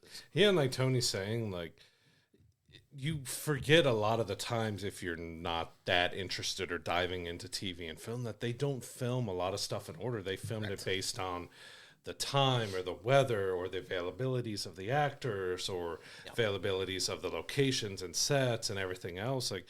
His part of Scream opened up the film, but it was the last thing filmed. So everyone else was already wrapped and done with the film before he filmed his part. So that's why he's like, everyone's asking me, how's this person? How's that person? I met him at the premiere. I didn't get a chance to work with him because I was the last one filming. I came in very late and for my 10, 12 minutes of film time and everything, but he is one of the unique ones because he was able to be a ghost faced and a victim. And they talked about which one do you kind of put yourself with? 50-50. Then he started recalling, what? Someone called him the Drew Barrymore of his Scream. You know what? Make me a victim. I'm fine with that. I'm with Drew and I'm with all the others that are opening, but he was the first opening kill of the kind of reboot and the new part of the Scream. He's like, I'll take being a victim, even though I'm both. I'll take I'm the first victim to kick all that off. Yeah, absolutely. Yeah, I'll take that. And he got to tell some really funny stories about getting to film one film while he's also filming, Willow, the TV show. And he got to talk a little bit about that, which was fun. He talked about, potentially what could have happened had they gotten to a season 2 on Willow. But a lot of his conversation was about Scream and things like that, and just his experiences with those films. It was a ton of fun because we love Scream.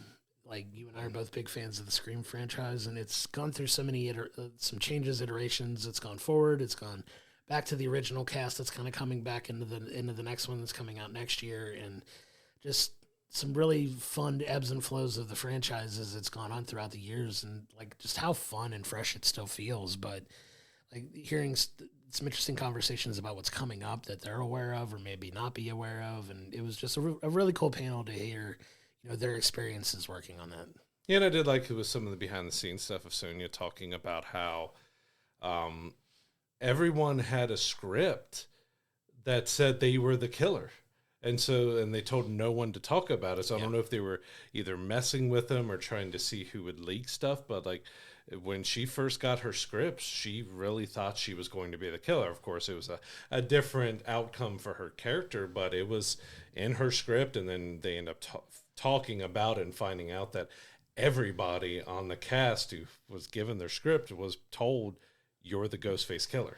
Which is a really funny way to kind of get people together, but also infuriating if you're trying to prepare for a role like that, right? Because you get it and you're like, oh my God, I'm actually going to be it. And then they talked about how they had to kind of pretend and not talk to the other cast members like it was going to be them. Really fun way to kind of make a film, but you got to imagine that would have driven me nuts.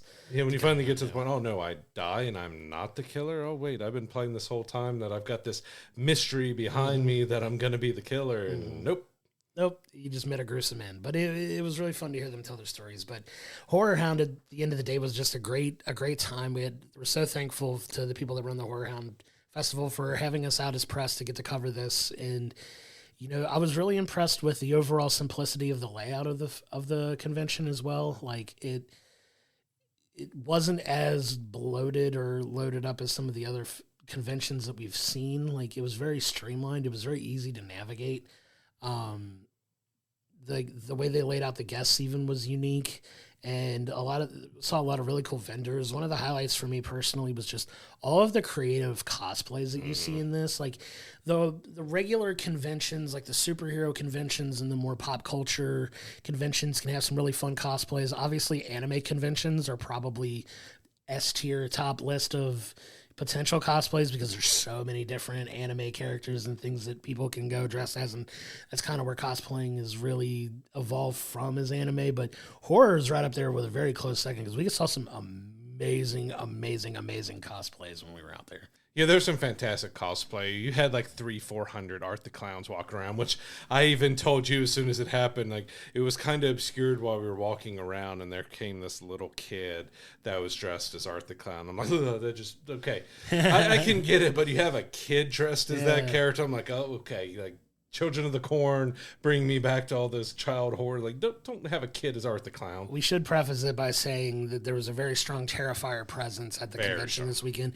You had David Howard Thornton, obviously Art the Clown. You had Damien Leone, who's the director of the film, plus quite a few of the cast members from the Terrifier franchise there. It was really Terrifier heavy, so obviously Art the Clown in abundance. But it was really cool because the day we were there, Saturday, David Howard Thornton was doing his entire convention appearance that day in full Art the Clown makeup and get up, which was really cool. If you got a chance to go in there and see some of the photos that people were taking that come out of it with him in full Art the Clown get up, it is both terrifying in person and really cool to see at the same time. There's some really great that we went by, and I walked by it a few times. Dark Crystal cosplay, amazing, huge big Skeksis, and you had just all of them. Like they looked so fantastic. Yes. And then you had Gina Davis and Alec Baldwin's characters from Beetlejuice in their, sunken, zombified look. That looked fantastic. There was a lot of great cosplay that we saw there that weekend. Like some people who took a lot of effort. We saw a lot of leather faces walking around. There was since Steamboat Willie has gotten its horror film, we had Willie walking around, which it had LED lights and it was bloody and gory based off of the horror film. I think that's either came out or it's about to come out. Yeah. But that looked fantastic, too. Like, it was disturbing. Like, okay. Like, it looked great. But I'm like, yeah, your weapon is a severed head and you're Mickey Mouse. It was a ton of fun. Like, some really good cosplays. Another one of my favorites was the Silent Hill Pyramid Head with the full-on giant sword, and you had a group of the nurses around the Pyramid Head as well. Yeah, it was really cool. It was a lot of really well done cosplays, just really streamlined, really easy to get through. There was a lot of really cool vendors out there that was very, very tempting to not go spend a ton of money. I'm still a little salty. I wound up not choosing to go get that last Ronin Funko Pop, but one of these days I'll get one. But it was really well done and really well spaced out, and it was very easy to navigate and get around, and they kept everything pretty open for the most part to get people through and not feel as claustrophobic as maybe you felt at some of the other conventions, for sure. Yeah, and we also got to hang out with our friends at Over We Love Horror, and we were able to film a little something with them, so we'd want you to check that out. What are you guys looking forward to in 2025? Or is that a question for me? I mean, there's a ton of stuff coming out. You got 28 Years Later. You have The Final Destination is getting another version in here, which we followed a truck with hay on the back of it on the way here. Yeah. But I've seen that movie. I'm not driving behind you. Right. Also, Death of a Unicorn. Oh yeah, I've been hearing a lot about like the Death of original one. That's like you've got your 28 Years Later, obviously, that we're looking forward to, but Death of a Unicorn is one I'm really looking forward to as well. It's kind of not a sequel of anything we've seen before, so it's definitely kind of an original story that I'm looking forward to checking out. Yeah, I am interested in that. The Black Phone 2, I think that's coming out as well. I kind of had mixed feelings about the original Black Phone, but that one, I'll probably watch it anyway. So I think Blumhouse has like 5 horror films out this year, so they're cranking out a lot. They are cranking out a lot. Kind of blanking. What's another Blumhouse one that's coming out? You got Megan 2.0 is coming out. Megan 2.0, that's another one. Yeah, I totally forgot about that. It sounds like Terminator 2. Like there's another bot that's been created that they have to bring her back to help stop. So it's basically Megan Judgment Day. Right. But yeah, Megan 2 is definitely one that is I found the first one, it was really entertaining. It's kind of it's kind of a spoof, in a way, but also has some actual like horror elements or some scary parts. So I am looking forward to Megan 2.0. You recently saw The Monkey, right? We haven't watched The Monkey yet. What were your thoughts on The Monkey? I know we were both kind of mixed on it because, at least for us at the trailers, we thought it was going to be a more serious horror film, and it is wildly over the top. Like, it is ridiculously wild, crazy over the top. It's got some bad dialogue. I mean, it was fun. I want to rewatch it as it comes out on demand and everything, but it was really over the top that I just wasn't expecting the level it went to. Yeah, they portrayed it as a very serious, dark kind of film, but when you get in it, some of the kill scenes in there are just so absurd and over the top that we were laughing during a lot of the movie, and that we weren't really expecting to laugh as much as we did, but we still had fun with it. Yeah. It was definitely not the movie that we thought we were getting. That's what I heard about some of the early reviews. People went in expecting something entirely different, and I think that was part of it, that you weren't supposed to be expecting such a kind of more of a comedy. I don't know if that was their angle they were going for, but it did seem like they were promoting it as this, dark horror movie when it's really not. So it's when you're just not sure of, like, we talk about trailers a lot giving away a movie. This one actually kind of painted as a different film than it actually turned out to be. Yeah. But I'll say I am looking forward to Alien Earth. Our first kind of Alien TV series is coming out this year. But we've got one small trailer and nothing really else on it. So I'm really curious to see how that actually ends up turning out. Yeah, it's a good year. It's a good year for horror this year. A lot of studios putting out a lot of content that we're looking forward to. It's a really good year for horror. Yeah, they're putting a lot of good quality into horror. They're putting a lot more time and energy, I feel like, into the genre. I mean, you have, the genre, it's a big spectrum. I mean, you have your Terrifiers, and but you also have more more dramatic thriller type of movies that and they're getting a lot more attention with awards and things like that. I've noticed. Yeah, you had The Substance getting Oscar nominations and global Golden Globe nominations. Last year, I think 55 movies came out in the horror genre. It was a big year for horror. It was. It's definitely making it's definitely getting more popular again. Like, you're seeing films that normally you probably wouldn't see that gain like a huge following. Like Terrifier has become like this incredibly popular franchise that is like the more over the top shot, gore stuff that you wouldn't expect to do really well, making $100 million at the box office, beating movies that people would think would do significantly better than that, and it's outperforming. It's kind of surprising. Yeah, on a $2 million budget too. Just like kind of, this is our Godzilla -1 moment. You look at a movie like that was $15 million and under, destroyed it. Same thing as Terrifier. It's, in Hollywood terms, it's a teeny tiny budget, but it's doing wonderful things. Yeah. So what did you guys think of Horrorhound this year? Did you have any highlights of your experience at? The Henry Winkler panel was awesome. Yeah. It was a ton of fun. I love Henry Winkler. Just him getting up there and monologuing for like 30 minutes and interacting with the crowd was a ton of fun.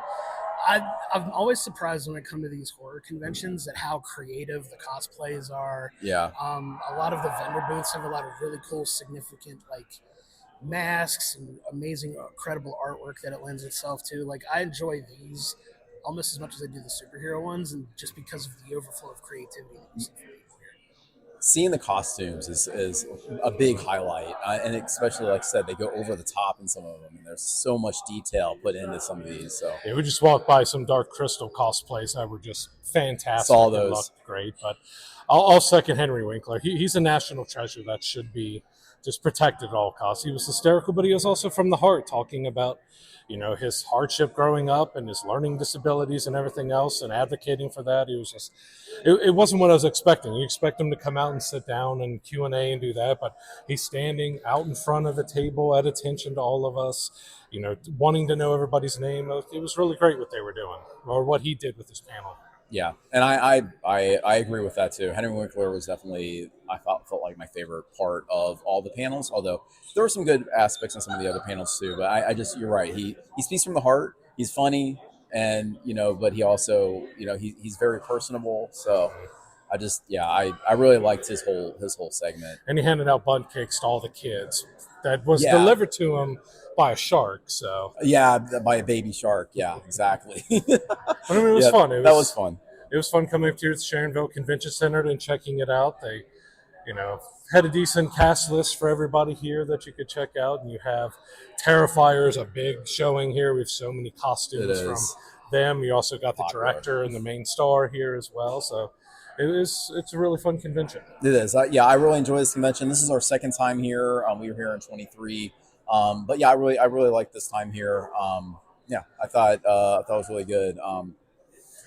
I think the only other there were some interesting, you know, things in some of the other ones. Like I think Scream gave us some insight on the new what the new Scream might entail with the AI, and there's some other like fun facts that I found out. But yeah, I think Henry Winkler was probably still the number one. There's just so much. Those are the ones you remember because he just talked to you so personally and made it intimate between you all. Like it was not being talked to, you're being talked with, and it just made everyone felt like, all right, I'm here for you instead of like you here for me. Right. Exactly. That's what I really felt like. If you have a chance, come out to the Sharonville Convention Center and check out Horrorhound. I think they normally do it twice a year, so you have the spring now and you have a fall version later in the year, and it's a lot of fun. But yeah, we had a good time at Horrorhound, sitting in the panels. We had to walk around the floor and talk to a few different people, seeing all the great vendors. Of course, you know, we had a lot of local that's showing up because, you know, Sharonville's not too far away from where we are. So it's a nice, easy drive to get up there to the convention center, even though the parking lot was absolutely slammed every time we've gone up there, which is a good sign for the conventions that they're getting plenty of people going through. But we had a good time with it. Yeah, we're thankful for the opportunity to go cover it as well. Go check out horrorhoundweekend.com to see when they're coming through with the next convention. I think they do 2 a year in Cincinnati. They do 1 in Indianapolis, I know for sure. But go check them out. It's a ton of fun. It was a really great lineup of people. One of my personal favorite moments, it was kind of towards the end of our time there when we were talking to our friends and We Love Horror, but Corey Taylor, who was like the top like celebrity guest there. Corey Taylor, famous as the lead singer of Slipknot and Stone Sour and just an icon in, you know, rock and metal music, was there performing an acoustic set at the after party too, but he was doing photos and meet and greets and stuff like that all throughout the weekend. He kind of walked into our area when we were talking to them, kind of walked past and hurried up to where he needed to go be, but getting that close to rock royalty was pretty cool too, just to see him kind of walk past us. But yeah, you pointed him out, I'm like, oh.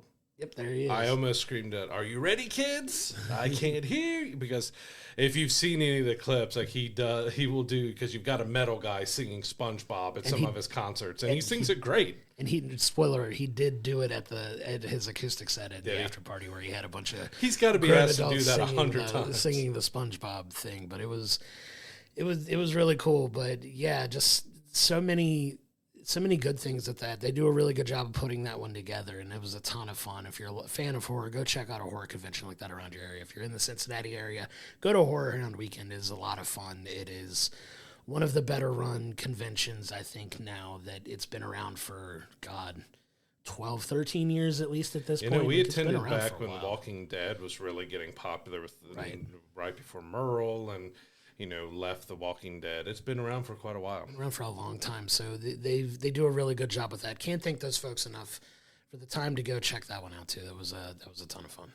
Yeah, so now I get to transition between talking about horror and Horrorhound over to talking about Snow White, which apparently to a lot of people online is horrific to them because there's been so much vitriol and just negative talk about this film since it's come out. We've heard a lot of horror stories about the reshoots and everything else and the stills and stuff that's come out. There's some of it was warranted. Majority of it is just people being hating putrid, horrible people, just hating because, you know, you got Rachel Zegler being Snow White and she's Latina. Like, she was fantastic in the film. She was the best part of the film overall. She's an incredible singer. She is a beautiful young lady, so everyone who wants to make fun of her looks and everything else in it. Snow White has kind of a haircut that's not flattering to most people and everything else. So it's like she was fantastic in this film. The only one I will probably say that Gal Gadot wasn't great as the evil queen. She was okay. It was just kind of a weird performance from her, but overall, you know, I think Snow White wasn't as big of a disaster to me and my kids as everyone kind of hyped it up to be. Let's kind of talk about that a little bit. It's interesting that you have those takes because I have very similar takes to this. I think that we're going to kind of be on the same page in this one. This is one that we didn't go see together. I was traveling for work this week and saw it out of town, but yeah, I thought Rachel Zegler did a fine job as Snow White. I think she is, in my opinion, the highlight of this film. She does a really good job portraying the whimsical kind of Snow White character that, good God, this movie came out almost 65, 70 years ago. Like, it's been a long time since this original came out. Like, let's pump the brakes a little bit on the aesthetics of Snow White, where I take more of an issue with, in my opinion, this isn't Gal Gadot's best work. I think her lines that she was given as the evil queen did her no justice. She felt very stiff in a lot of her deliveries. The musical number that she had in this was not good at all. I didn't care for the musical number in theirs, and I don't really care for the CGI on the dwarves, honestly, because I think they could have done that a little bit better. But it was the heads. Like, I feel like the heads were way too big. I know they were trying to match the characters, but I had the same feeling that I feel like the heads were just so oversized that it made it hard because they went for a realistic look with them. But when the heads and their features were so gigantic, it kind of lost any realism they were trying to do with it. Yeah, it just didn't work for me. It didn't work that well. I thought they could have done a little bit better with that. But honestly, the story, in my opinion, was fine. It's more or less a Snow White-esque type story, right? But she's not the damsel in distress. She's not really waiting for a prince to come save her. She's more of a kind of a bit of a modernized take on a Disney princess, I would say. But Rachel Zegler, in my opinion, is by far and away the highlight of this movie. I think she gives a great whimsical performance as Snow White. They do a fine job of explaining why she's named Snow White, even though she's Latina. Okay, people are going to have an issue with that. Whatever. Just put that away and just take the movie as it is. She's got a fantastic singing voice. All of her singing was fantastic in this movie. The new original songs that she did were great. Like, I actually really enjoyed them. Yeah, I enjoyed the songs as well. Like, I even think her doing the classic, Whistle While You Work, she did a good job in that as well. Like, she really chewed the scenes that she was in, and I think she did a really good job in it. And is the overall movie that great? Probably not, but like, there were some really good parts in this movie too. I think the music in it was solid. Like I said, the Gal Gadot stuff aside, I don't think she was good. I didn't much care for the guy that played Jonathan in the movie. I think he did okay. Like, they didn't give him a ton of interesting dialogue, I would say. It was just more of a kind of, hey, you're here, but Snow White's going to fall for you through your actions, not your words kind of thing. It was just, it was a little meh on that, but I was fine with it. But I really think Rachel Zegler was by far and away a bright spot in this movie. Yeah, she was fantastic. She was, in my opinion, the perfect casting to be Snow White. She took this character that, me and my kids and my family, my wife sat down and we watched the original Snow White. Of course, this is the first feature-length animated film that Disney ever did. Yeah. So there's a lot of pressure behind it because of that. But, going back and revisiting, I still enjoy it. But Snow White is a very kind of thin character in the end. She, has the evil queen, but she's scrubbing and she's cleaning stuff. She gets one interaction with the prince in the beginning where they sing a song, and then he doesn't really show up again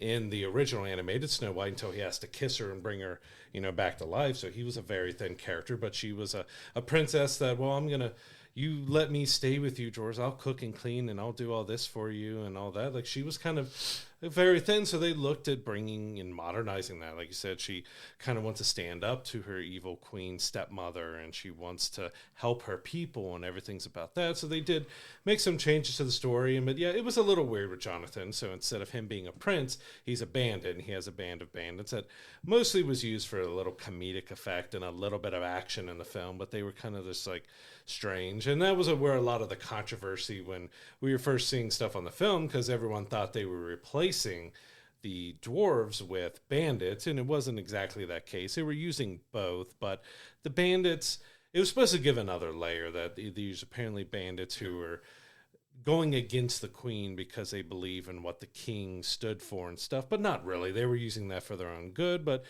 Snow White, when she finally, Jonathan finds out who Snow White actually is, that she's actually the princess, you start seeing a little change with his characters, but he wasn't given a lot of good dialogue and everything else. So he played off of Rachel pretty well, but the character was just kind of okay in the end. But yeah, we had the same gripes. That Gal Gadot was just, it was okay. It's one that I'm hard to feel about. It wasn't good. It wasn't horrendous. It wasn't good, though. I don't know exactly how I feel. I didn't like it, but I don't know exactly how I feel about it.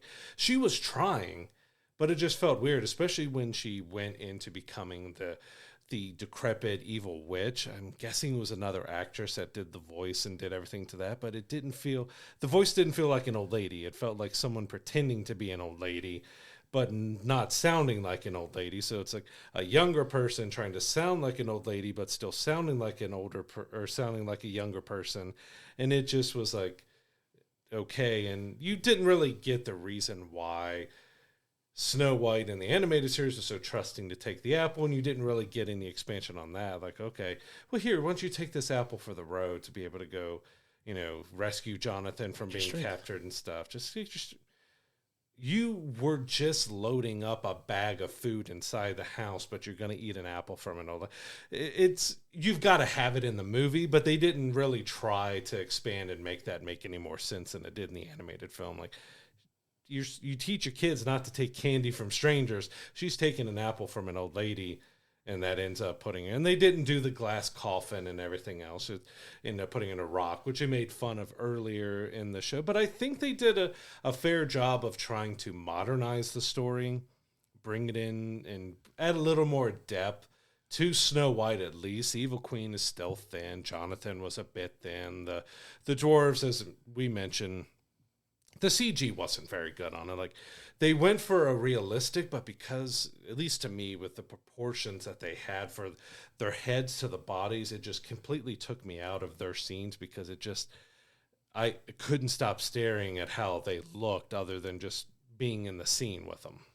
And let me ask you this: where do all those gems go that they mined? Because they were mining they were super rich, thousands of gems. Where are these gems going? I guess they kind of say the show, because of Gal Gadot, is constantly changing gems. That I guess it's going to the queen.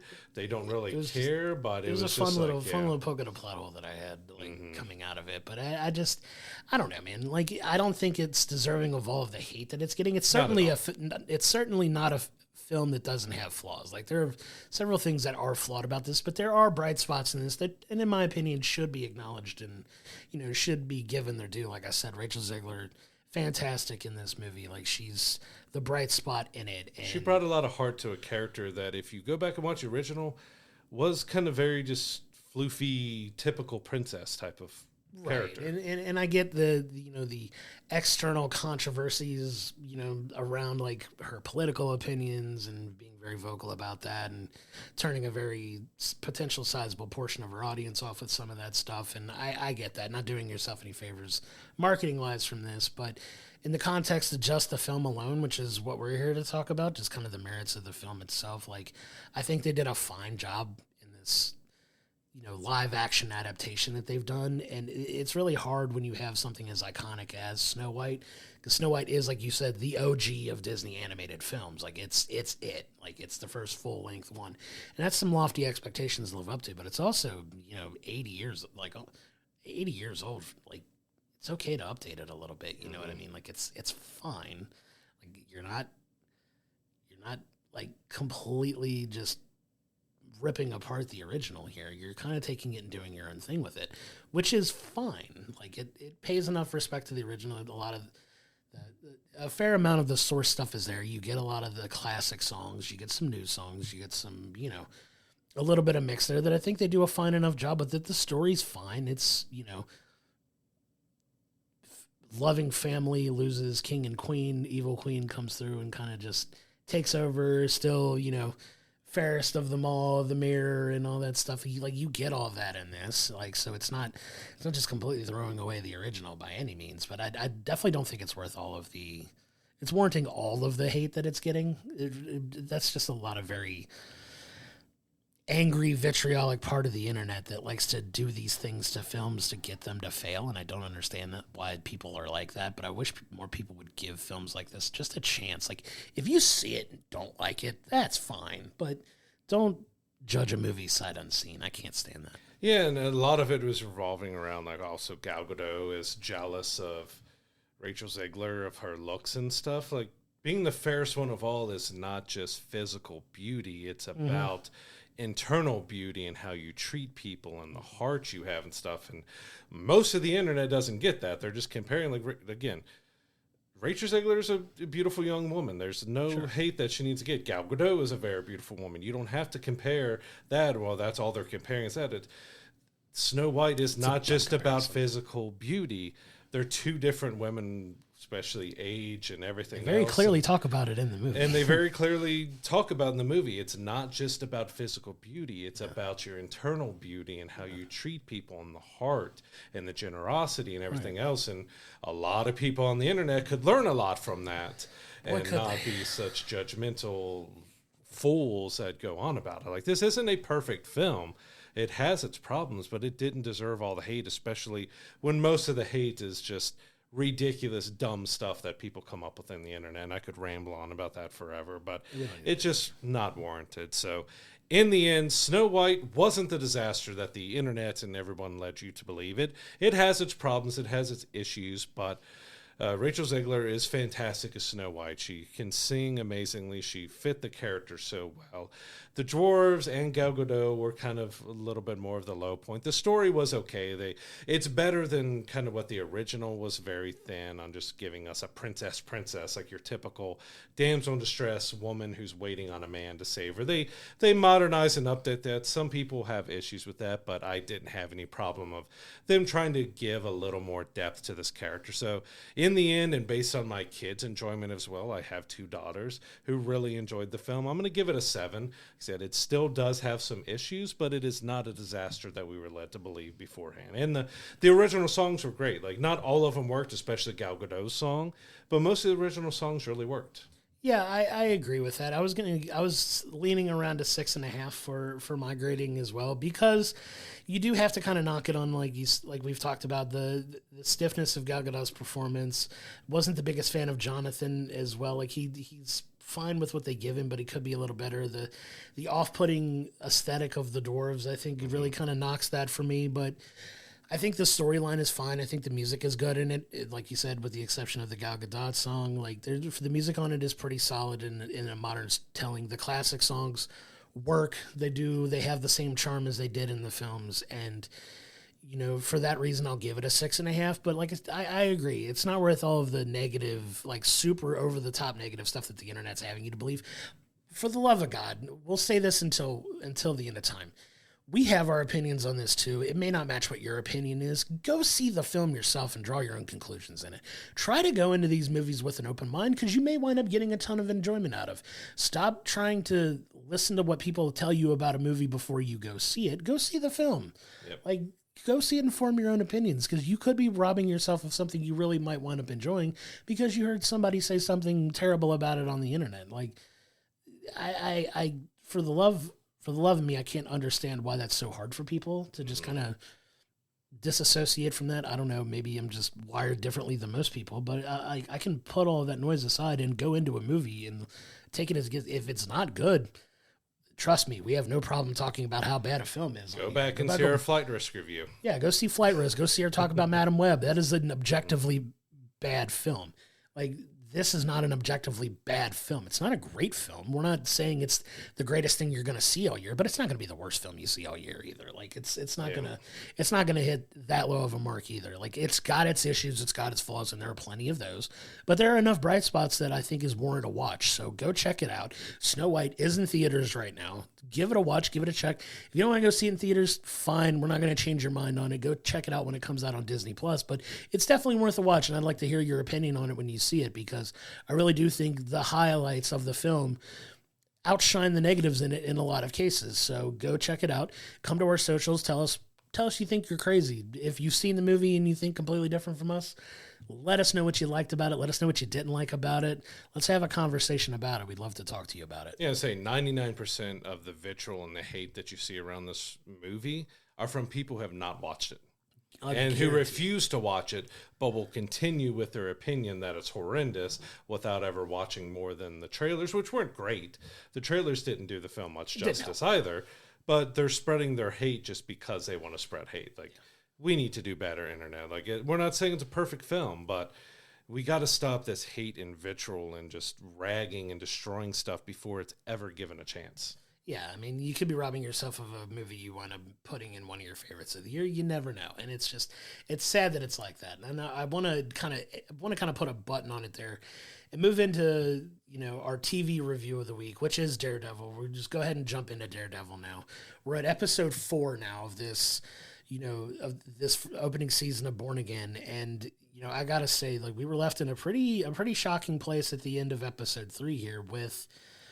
You get the shocking death of White Tiger. You get, like, what's going to be the fallout of that, right? So you get what is a really intriguing episode that's got some layers to it. Like, there's a little bit of a lot. I wouldn't say a little bit, but there's a lot of things kind of going on, a lot of things jumbling in the air right now because you've got Matt with his, still with his existential crisis of not wanting to be Daredevil, but coming more to the realization that he may need to pick up that mantle again. And, based on some of the conversations he has in this episode, I think he's getting to a better place where he's more accepting of that. But you get a lot of questions answered and a lot of questions raised in this episode, particularly one, and I want to jump into it right away, is the inclusion of another big bad villain that has been introduced and has been kind of teased out a little bit before this episode, but you get a lot more of them in this episode in the 2 scenes that they're in, and that's the villain Muse, who,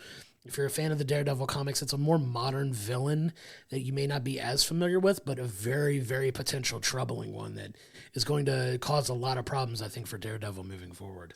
Yeah, this was a big kind of setup episode. So this is kind of, we're at episode 4 of 9. So we're getting to, things need to be set up to see where we're going towards the end of the season and beyond. So this set up a lot of stuff. As you mentioned, we got to see a couple scenes of Muse. So it seems like, well, we got 2 episodes coming up next week. Maybe those are revolving around Muse now that we've kind of got everything resolved with White Tiger. Of course, we met White Tiger's niece, and we get, if you know anything about the comics, they're kind of setting up something potential there. We just don't know with her age exactly where they're going to go with it and stuff, unless it's a young Avengers or young Defenders or something like Young Champions group or something like that. But yeah, we got a lot of setup, and we've even got more that we're seeing kind of a turn and some darkness heading with Wilson and Vanessa, and seeing where their relationship is still kind of souring and they're not kind of coming very well with their therapy. That stuff is still kind of going in a bad way because we learned that Vanessa had an affair.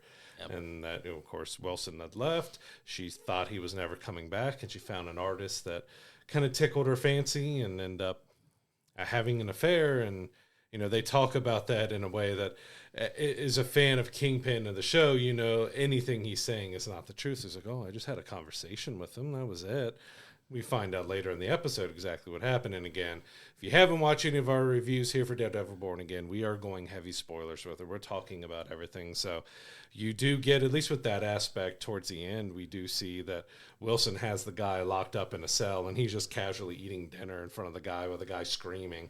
It's like, yeah, you don't mess with someone, a Kingpin, especially Vanessa, but it's setting up something very interesting and very dark potentially going forward, where I think we're going to have something happen that really triggers the full dark Kingpin to come out. Well, you're already starting to see cracks in it, because in this episode, he's trying to get a bunch of stuff pushed forward with his agenda as mayor, including setting up a meeting with this, new wave recycling group of people that you hear about. And, he's trying to get all this done, and he's trying to be a little secretive about it, maybe not as public about a lot of stuff. Doesn't like to go by the book. But his close confidant, Daniel, who's, been kind of trying to finagle his way up the ranks in Fisk's, entourage as well here, in a drunken manner at a bar, kind of leaks that information to BB Urich, who he is friends with. And that's a good person to leak personal matter to. Right, who obviously does what she does and goes and publishes,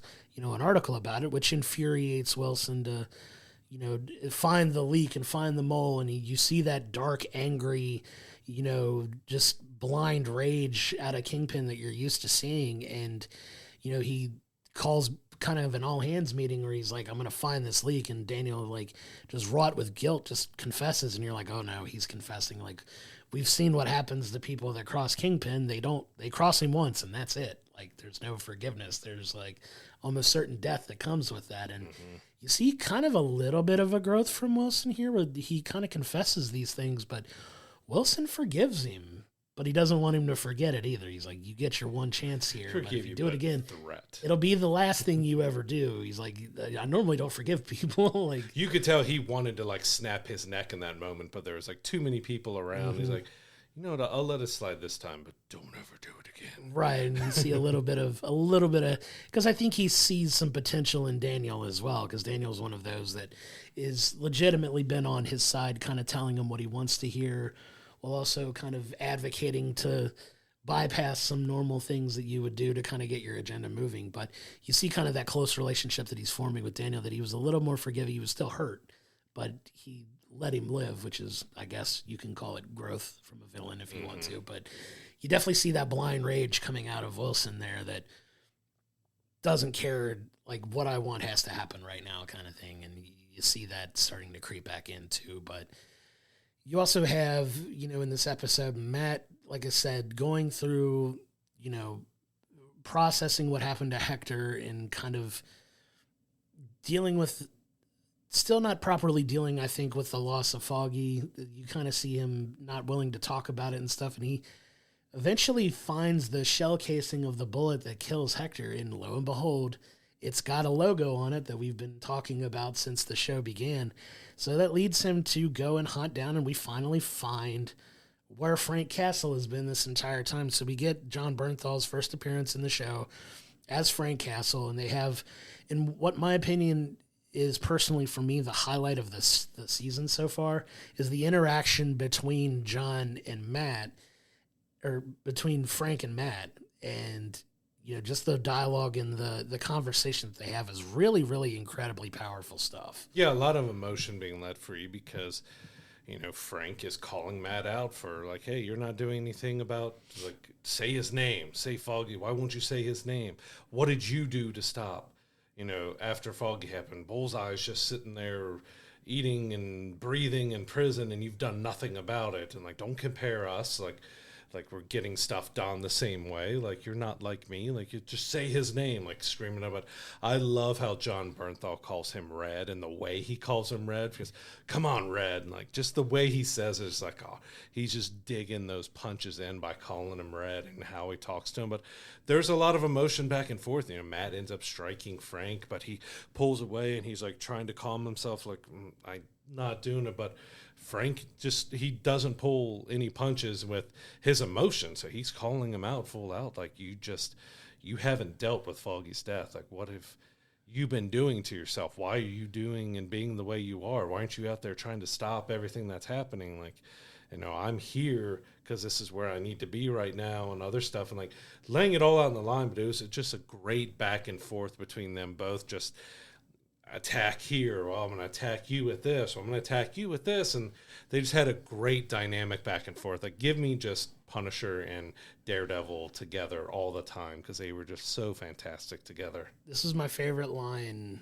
in the entire season so far, and it's, you know, it's right before it's right as Matt strikes him, and you see Matt, like, you know, he cares about Frank, and he respects Frank, but he doesn't agree with his methods, obviously, and that was kind of the crux of their conflict in the Netflix show as well. But you have him, like, you see him provoking Matt and like getting that emotion out of him and getting him to the point where you know he's trying to get to, and Matt strikes him, and you see Matt just immediately kind of recoil, like, crap, man, I'm coming to you advice, and I struck you, I'm sorry, like, I didn't mean to. And you know, Frank looks at him and goes, why are you apologizing? That's the most honest you've been here since you've been. It's the most honest you've been with me since we've been here. And I love that line, because he's like, now you're really, like, you're getting that, you're finally getting through some of these stages of grief that you've kind of blocked yourself from going through. Like, it's okay to be angry about the fact that your friend is dead. Like, it's okay to want vengeance for, you know, somebody murdering your friend in cold blood. He's like, okay, like, Matt likes to play this dynamic of where he's okay interjecting himself in some places, but he wants the system to do his thing. And Frank's like, well, what did the system do? He got life. Okay, he got life. Where's Foggy's life? Like, yeah. Like, and then you just see him kind of trying to find ways to get it through to Matt. Like, it's not going to work. You laying down this mantle. Like, you have to do this. Like, you have to get back to that part of yourself that, you know, you're trying so hard to suppress, but it's still there. And it's just a really powerful conversation that they have, and it's just so good. Like, these two guys, the way they play off each other is just amazing as actors. And, you know, the dialogue that they were given in this scene in particular is just so freaking good, man. Because you get Frank getting emotional too. He's like, hey, like, when you, like, it eats at you, doesn't it? Good. It should eat at you. He meant something to you. And you see Matt talking about this impassioned, like, Foggy was more decent than you and I ever could have been, and how hard we're fighting and all this other stuff. And, you know, Frank is talking about, you know, hey, when things get quiet for me, I hear my son telling me to get them all. Line. And it's just like, so you're hearing good. Foggy like, in your head. He's telling you, right? And you're ignoring him. Like, yeah. That kind of thing. He's telling you what you need to do. You're just not willing to accept it. It's just so good. Like, you get Matt really emoting and processing what Frank is telling him, and him coming to the realization that Frank is right. Like, he's right about this. He may not be right about everything, but he's right about, you know, needing to, you know, work through Foggy's death and how it's affected him. And, you know, you get, by the end of the episode, you get, you know, Matt starting to train a little bit again, and you see the iconic scene from the trailer that we've been waiting to see, where he walks into the room where he's got the multiple Daredevil costumes. Which is a secret rooftop room that we find out now, where he's hid everything. Find out where that was, and it was really cool, man. I'm excited to see what these next two episodes are going to give us, because now I think we're finally getting to that point that everybody's been clamoring for, where he's back to being Daredevil full on, like, in this, and he's going to, you know, he's gonna do something crazy here. Like, I think it's finally gonna happen, but he's getting back into the fold of Daredevil now, and just realizing that, hey, if I'm still fighting for the right things, it's okay for me to gonna come back and do this. Like, I think he's still gotta get there, but he's as close as he's been this season has started. Yeah, I did want to talk on what was kind of the lower parts of the episode for me. Like, it was just kind of strange. I don't think it was bad, but it was weird because we got this storyline that Matt picks up another client where he's been arrested for stealing caramel popcorn, but the cops are eating the popcorn right in front of the guy and everything. And just the whole dynamic with that, because it tries to hit you emotionally, but then it's goofy and silly at the same time, and then emotional. It's kind of got a really kind of wavy tone to it that it was okay, because you get the guy who says he just seems to be like a systematic criminal who's just always going to be in trouble and everything else, and he's demanding that Matt do stuff for him that he shouldn't be getting, because it's like his 5th or 6th arrest for this kind of stuff. And you get him going back and kind of flirting with the prosecutor and everything, like, hey, he wants probation. Like, this is like it goes up every time that you get arrested, not down. And he talks it down to like 10 days, but he goes back to the guy and the guy goes off on him like 10 days. And you get the heart of it there, where he's talking just about how he's lost everything and the struggles he's had and how the system treats him. And I get where they were trying to go with it, just to show how some people just are failed by the system and they're gone by the wayside. But I don't think it was executed the best way, because you also threw in some weird that he references scrolls in a funny way. Like, it wasn't me as a scroll. Like, it was the tone that kind of threw me off, because it went that silly mentioning the scrolls and then went back, and that you're mentioning that it's the Latveria Heritage Month is going on, but a lot of people heard it as Latveria instead of Latvia, which I think I just said it wrong too, because Latveria, goes to Doctor Doom, while Latvia is an actual country, and they're dealing with that, because that also kind of went over into Wilson Fisk stuff, because he goes and hears kids perform "We Built This City on Rock and Roll," and they want to perform it again perform another song. Oh no, I'm done. And then he ends up going over to the Latvia Heritage performance, and they're performing "We Built This City on Rock and Roll," but in their language. And he's just like, oh, it was just tonally a weird part of the episode, because I get what they were trying to do with it, but it was just a weird tone, especially compared to what we ended up with between Matt and Frank. Like, it was just a strange part of the episode to me. Yeah, it was definitely a weird. Like I said, you're getting more examples of it for Matt, that the system, as much as you want to rely on it, isn't the be all end all, and it doesn't always work for everyone. And it works great as an ideology, but it's not a fix-all for everyone, and I think that's kind of the point that they were trying to make for Matt. Yeah, I get the point, example. But it was just strange. It was a little strange. The probation stuff was funny, but it's just you get to see a little bit of the charmer at Murdoch a little bit there, even though he's in a relationship, which which was also felt strange. You kind of forget about until the end of the episode, but I guess things are starting to get serious with his girlfriend now, and like it's. And that's fine. It adds a little bit more emotional stakes potentially, especially considering that, the fun joke of she talks about this high profile couple that she can't talk about, even though Matt wants to ask. And I could, but I'd have to kill you, that kind of thing. But yeah, it was, it's going to be interesting to see how that comes to a head, because Matt's going to figure that out eventually. Like, something's going to happen. I think in these next episodes, he's going to find out. Because there's already been some stills released. I'm not going to give away what they show, but there's been some stills released that say, yeah, these next few episodes are going to come to a boiling point. Yeah, which I'm ecstatic for, especially considering next week we're getting 2 episodes together, which is very nice for those of us that good indicator that something big is going to happen. Yeah, if you're getting a multi-episode drop, something crazy is happening, which I'm all for. Give me those episodes now. But yeah, I'm excited for it. It's a good kind of catch your breath to kind of get to what's coming, and you get some of that emotional heft. Like I said, this episode alone is worth it just for the interaction between Frank Castle and Matt Murdock, like the conversation that they have. Those two are both incredible actors already, but they really embody, their roles in this interaction between them, and it's just an incredible conversation that is worth watching this episode alone if you haven't already jumped into watching. Tell the passion they have for their characters in that scene.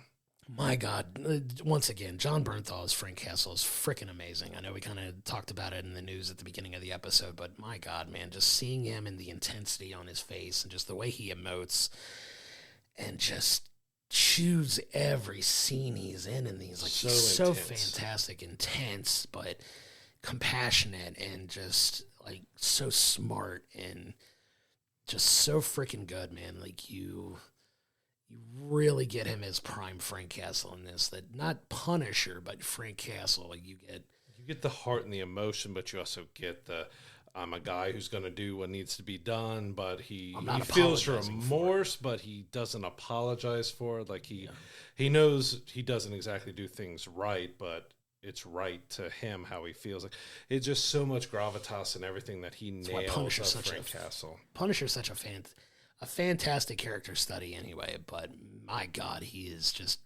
incredible in this episode. Like, I'm really excited for where we're going now and what we could be getting in this next 2 episodes, because I think it's really about to jump off. You're looking like you're finally going to get to see Matt donning the Daredevil suit again, and it's really about ready to take off, and I'm excited to see where these next couple episodes go.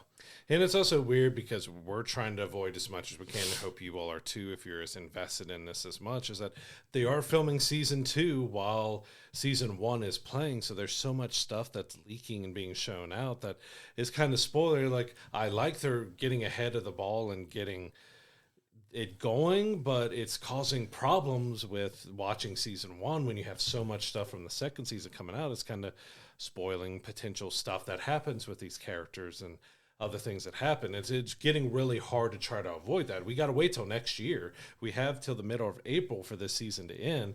It's probably going to be almost done filming by the time the show wraps up. So it's been really hard to try to navigate that of, I love the show and I want to watch it.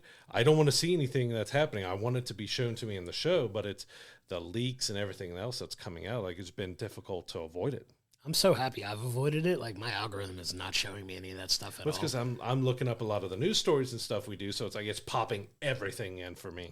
I do too, but it's not showing me that stuff. Yeah. Or it's showing like potential season 2 spoiler, and I just scroll past it, man. I don't even look. Because I'm getting from main media outlets, not just like Scoopers or anything else. Like, main media outlets showing spoilers. Even the main Daredevil account is sharing some stuff that's potentially spoiling for this season.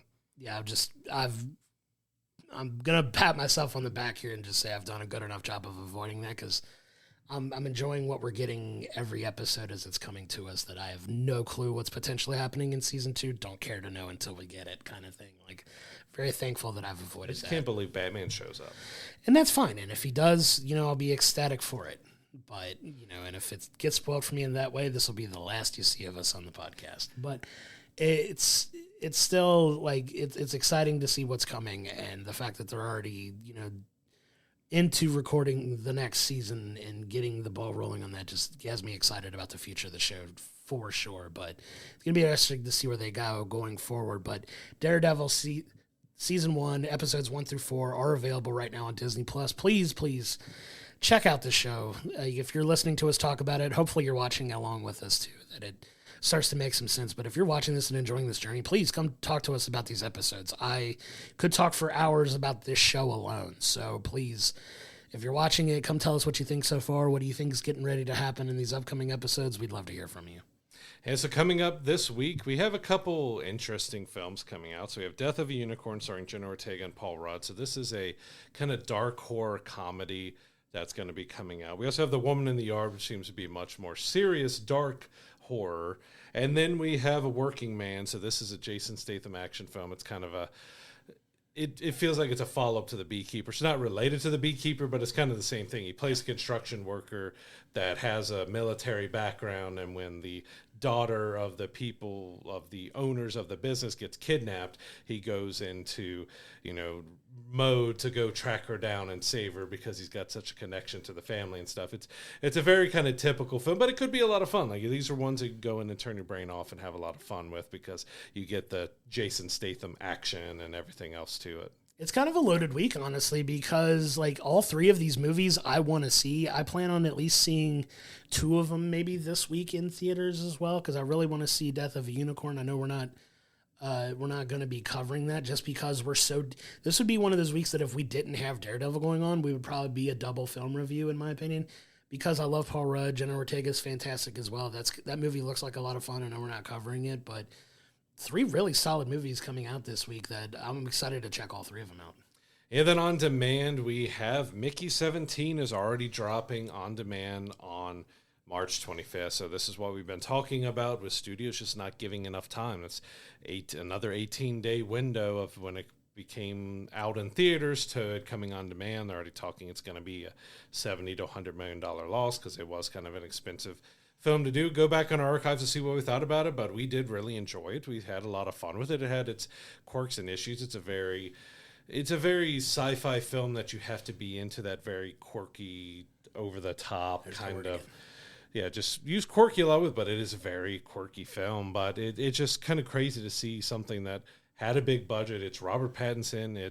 It has a lot of star power from, directors won an Oscar and everything else, to having only an 18-day window in theaters. We'll bang the freaking drum until the end of time. Go see these films in the theater so we can get more stories like this. Like this is one that should have been worth people's time, but it's just another one that, just people aren't going and seeing in theaters. Like, if you want these types of movies to get made and keep getting made, you don't want to see Shrek 17, go see a movie like this. So studios will be more invested in, making stories like this that are different than everything else that you've seen before. Like, for the love of God, go see it.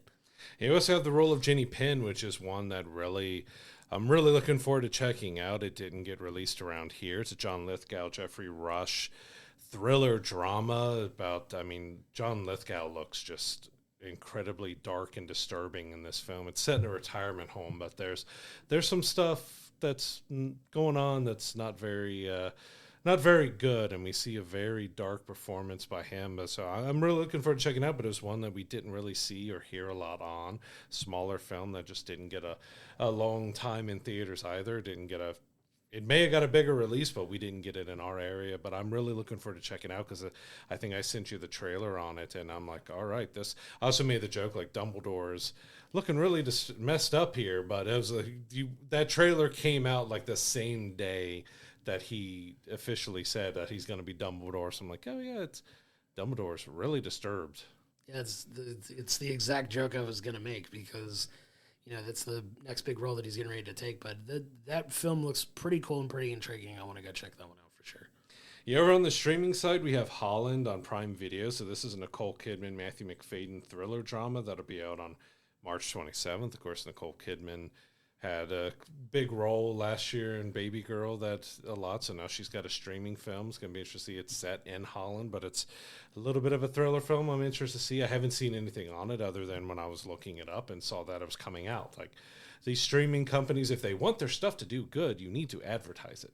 Yeah. We'll keep banging that drum too. We also have on Disney Plus for the families and stuff. We have Alexander and the Terrible, Horrible, No Good, Very Bad Road Trip, which try to say that as many times in a row as possible because you're going to mess up pretty quickly on that. That's out on March 28th. But I got winded watching you say it. I'm surprised I didn't mess up going through it. I'm reading it off the paper and I'm in my head like, don't screw up, don't screw up, don't screw up. I made it. You did it. Good job. I'm proud of you. On the TV side, we have a show again. Apple TV Plus, advertise your stuff because Seth Rogen's The Studio is coming out. This is all about Hollywood and kind of behind the scenes. This is getting rave early reviews or talking about it might be one of the best things that Seth Rogen has ever done. It might be one of the best TV shows that's been done in a very long time. And I would say a lot of people listening or watching us right now may have not have heard about it, but it'll be out this week on March 26th that I'm really looking forward to checking out. But again, Apple TV, I've barely seen any advertisement on it. Apple TV not advertising a show, color me shocked. But like I said, it's being hailed as probably the best thing Seth Rogen may ever do. Like they're talking about it being just that good. And so few people are going to see it because it's on Apple. And we'll just go back and see earlier in the episode I was talking about Apple and just the terrible job they do at advertising. But yes, definitely excited to check this one out. It's gotten a lot of positive buzz. So Excited for that. Yeah, and being sports fans and our Cincinnati Reds will be kicking off opening day MLB. It's very weird because the Reds for the longest time were they're the first team of Major League Baseball. They're the ones that kick the season off, but since they haven't been doing good for a while or whatever else, we had the Dodgers and Cubs opened in Tokyo last week. So, the season officially kicks off this week. This baseball season doesn't start until the Reds play. I don't care what they played in Japan. It doesn't start until the Reds. It's a big deal for those of us around here. Like you said, it's a holiday. They're the first professional, baseball team to ever exist. So excited for the start of another Reds season. I can't wait to get down to the ballpark. There's some exciting new food options down there that I'm looking forward to checking out too. But for me, there's very few things outside of maybe going and seeing a movie that I enjoy more than spending a day at a ballpark. So I'm excited for the return of baseball full time this week for sure. Seeing Ellie De La Cruz run around the bases in 0.2 seconds from home to home. Big season ahead for him. I'm excited for the Reds. And we didn't really mention it last week, but it is one of probably the biggest and best sporting events to me is March Madness. It continues this weekend as well as we're getting into the Sweet 16 and everything else, wearing my Kentucky stuff because they play tonight to make it to the Sweet 16 against Illinois. But March Madness is past the World Series, the Super Bowl, you have the World Cup, you have so many different sporting events. There's something to me about March Madness that's just incredible. I will watch every single game that I possibly can watch during March Madness because it's one of those rare ones where almost anything could happen. Like most of the time you'll get the higher seeds going on, but you get those Cinderellas. We've had plenty of upsets already have gone through, especially already Sweet 16. We have a couple upsets that have gone through, but it's exciting. Every single game, even if it's a couple bad teams, they are giving their all in this tournament, as it is for many of them being seniors or juniors, or those who are moving on, especially with how everything is in college basketball. You might have freshmen moving on. They know that this could be the last time they ever play, and they give their all. And there's just spectacular sports entertainment that happens in March Madness. A lot of drama, ton of fun. It's always one of the best couple weekends of the calendar year if you're a sports fan. It's just the tournament is something special. If you're not even, so many people I know are in just like office pools and doing things like that. So many people fill out brackets every year. It's a ton of fun to talk about, and it's a fun conversation to have over a couple weeks until the champions crown at the beginning of April. But they set a new record this year. It's like 700,000 brackets being made a minute or something like that. It was crazy. It was insane. It was a ton. It was a lot of. It's a lot of fun to fill one out every year. I do one with my fantasy football league where we get one, and the winner gets to like have first pick of the draft or whatever, like the second pick of the draft or something like that. It's a ton of fun to keep people engaged in the off season, but it's fun to fill it out and talk smack if your team makes it, if your team that you pick moves on, and it's a ton of fun. But it's definitely one that, a time of year that we all love. If you're a fan of sports, it's worth the drama on TV alone to watch for sure. It's just so fantastic. It's just so much entertainment out of every single game. Like, I'm not a huge NBA fan anymore. I haven't been for a little while. I watch still sporadically, but March Madness, college basketball just gets it. Like, even college football, I don't care as much when it gets, because they keep trying to and messing with how they're doing their playoffs and everything else, but just the best kind of laid out tournament to end of the year. Like, you can't do better than March Madness. Yeah, I love it so much. It's one that we're going to enjoy for the next couple weeks for sure until you get to the end of the year. But that's going to do it for this week's episode. Once again, we can't thank you enough for your continued support. Come to our social medias. Tell us about what you're watching. We'd love to have those conversations with you. Coming up next week, we are going to be reviewing the Jason Statham film, The Working Man, as well as episodes 5 and 6 of Daredevil Born Again. Excited to check those out as well. Until then, I'm Josh. He's Brad, and we'll see you next week.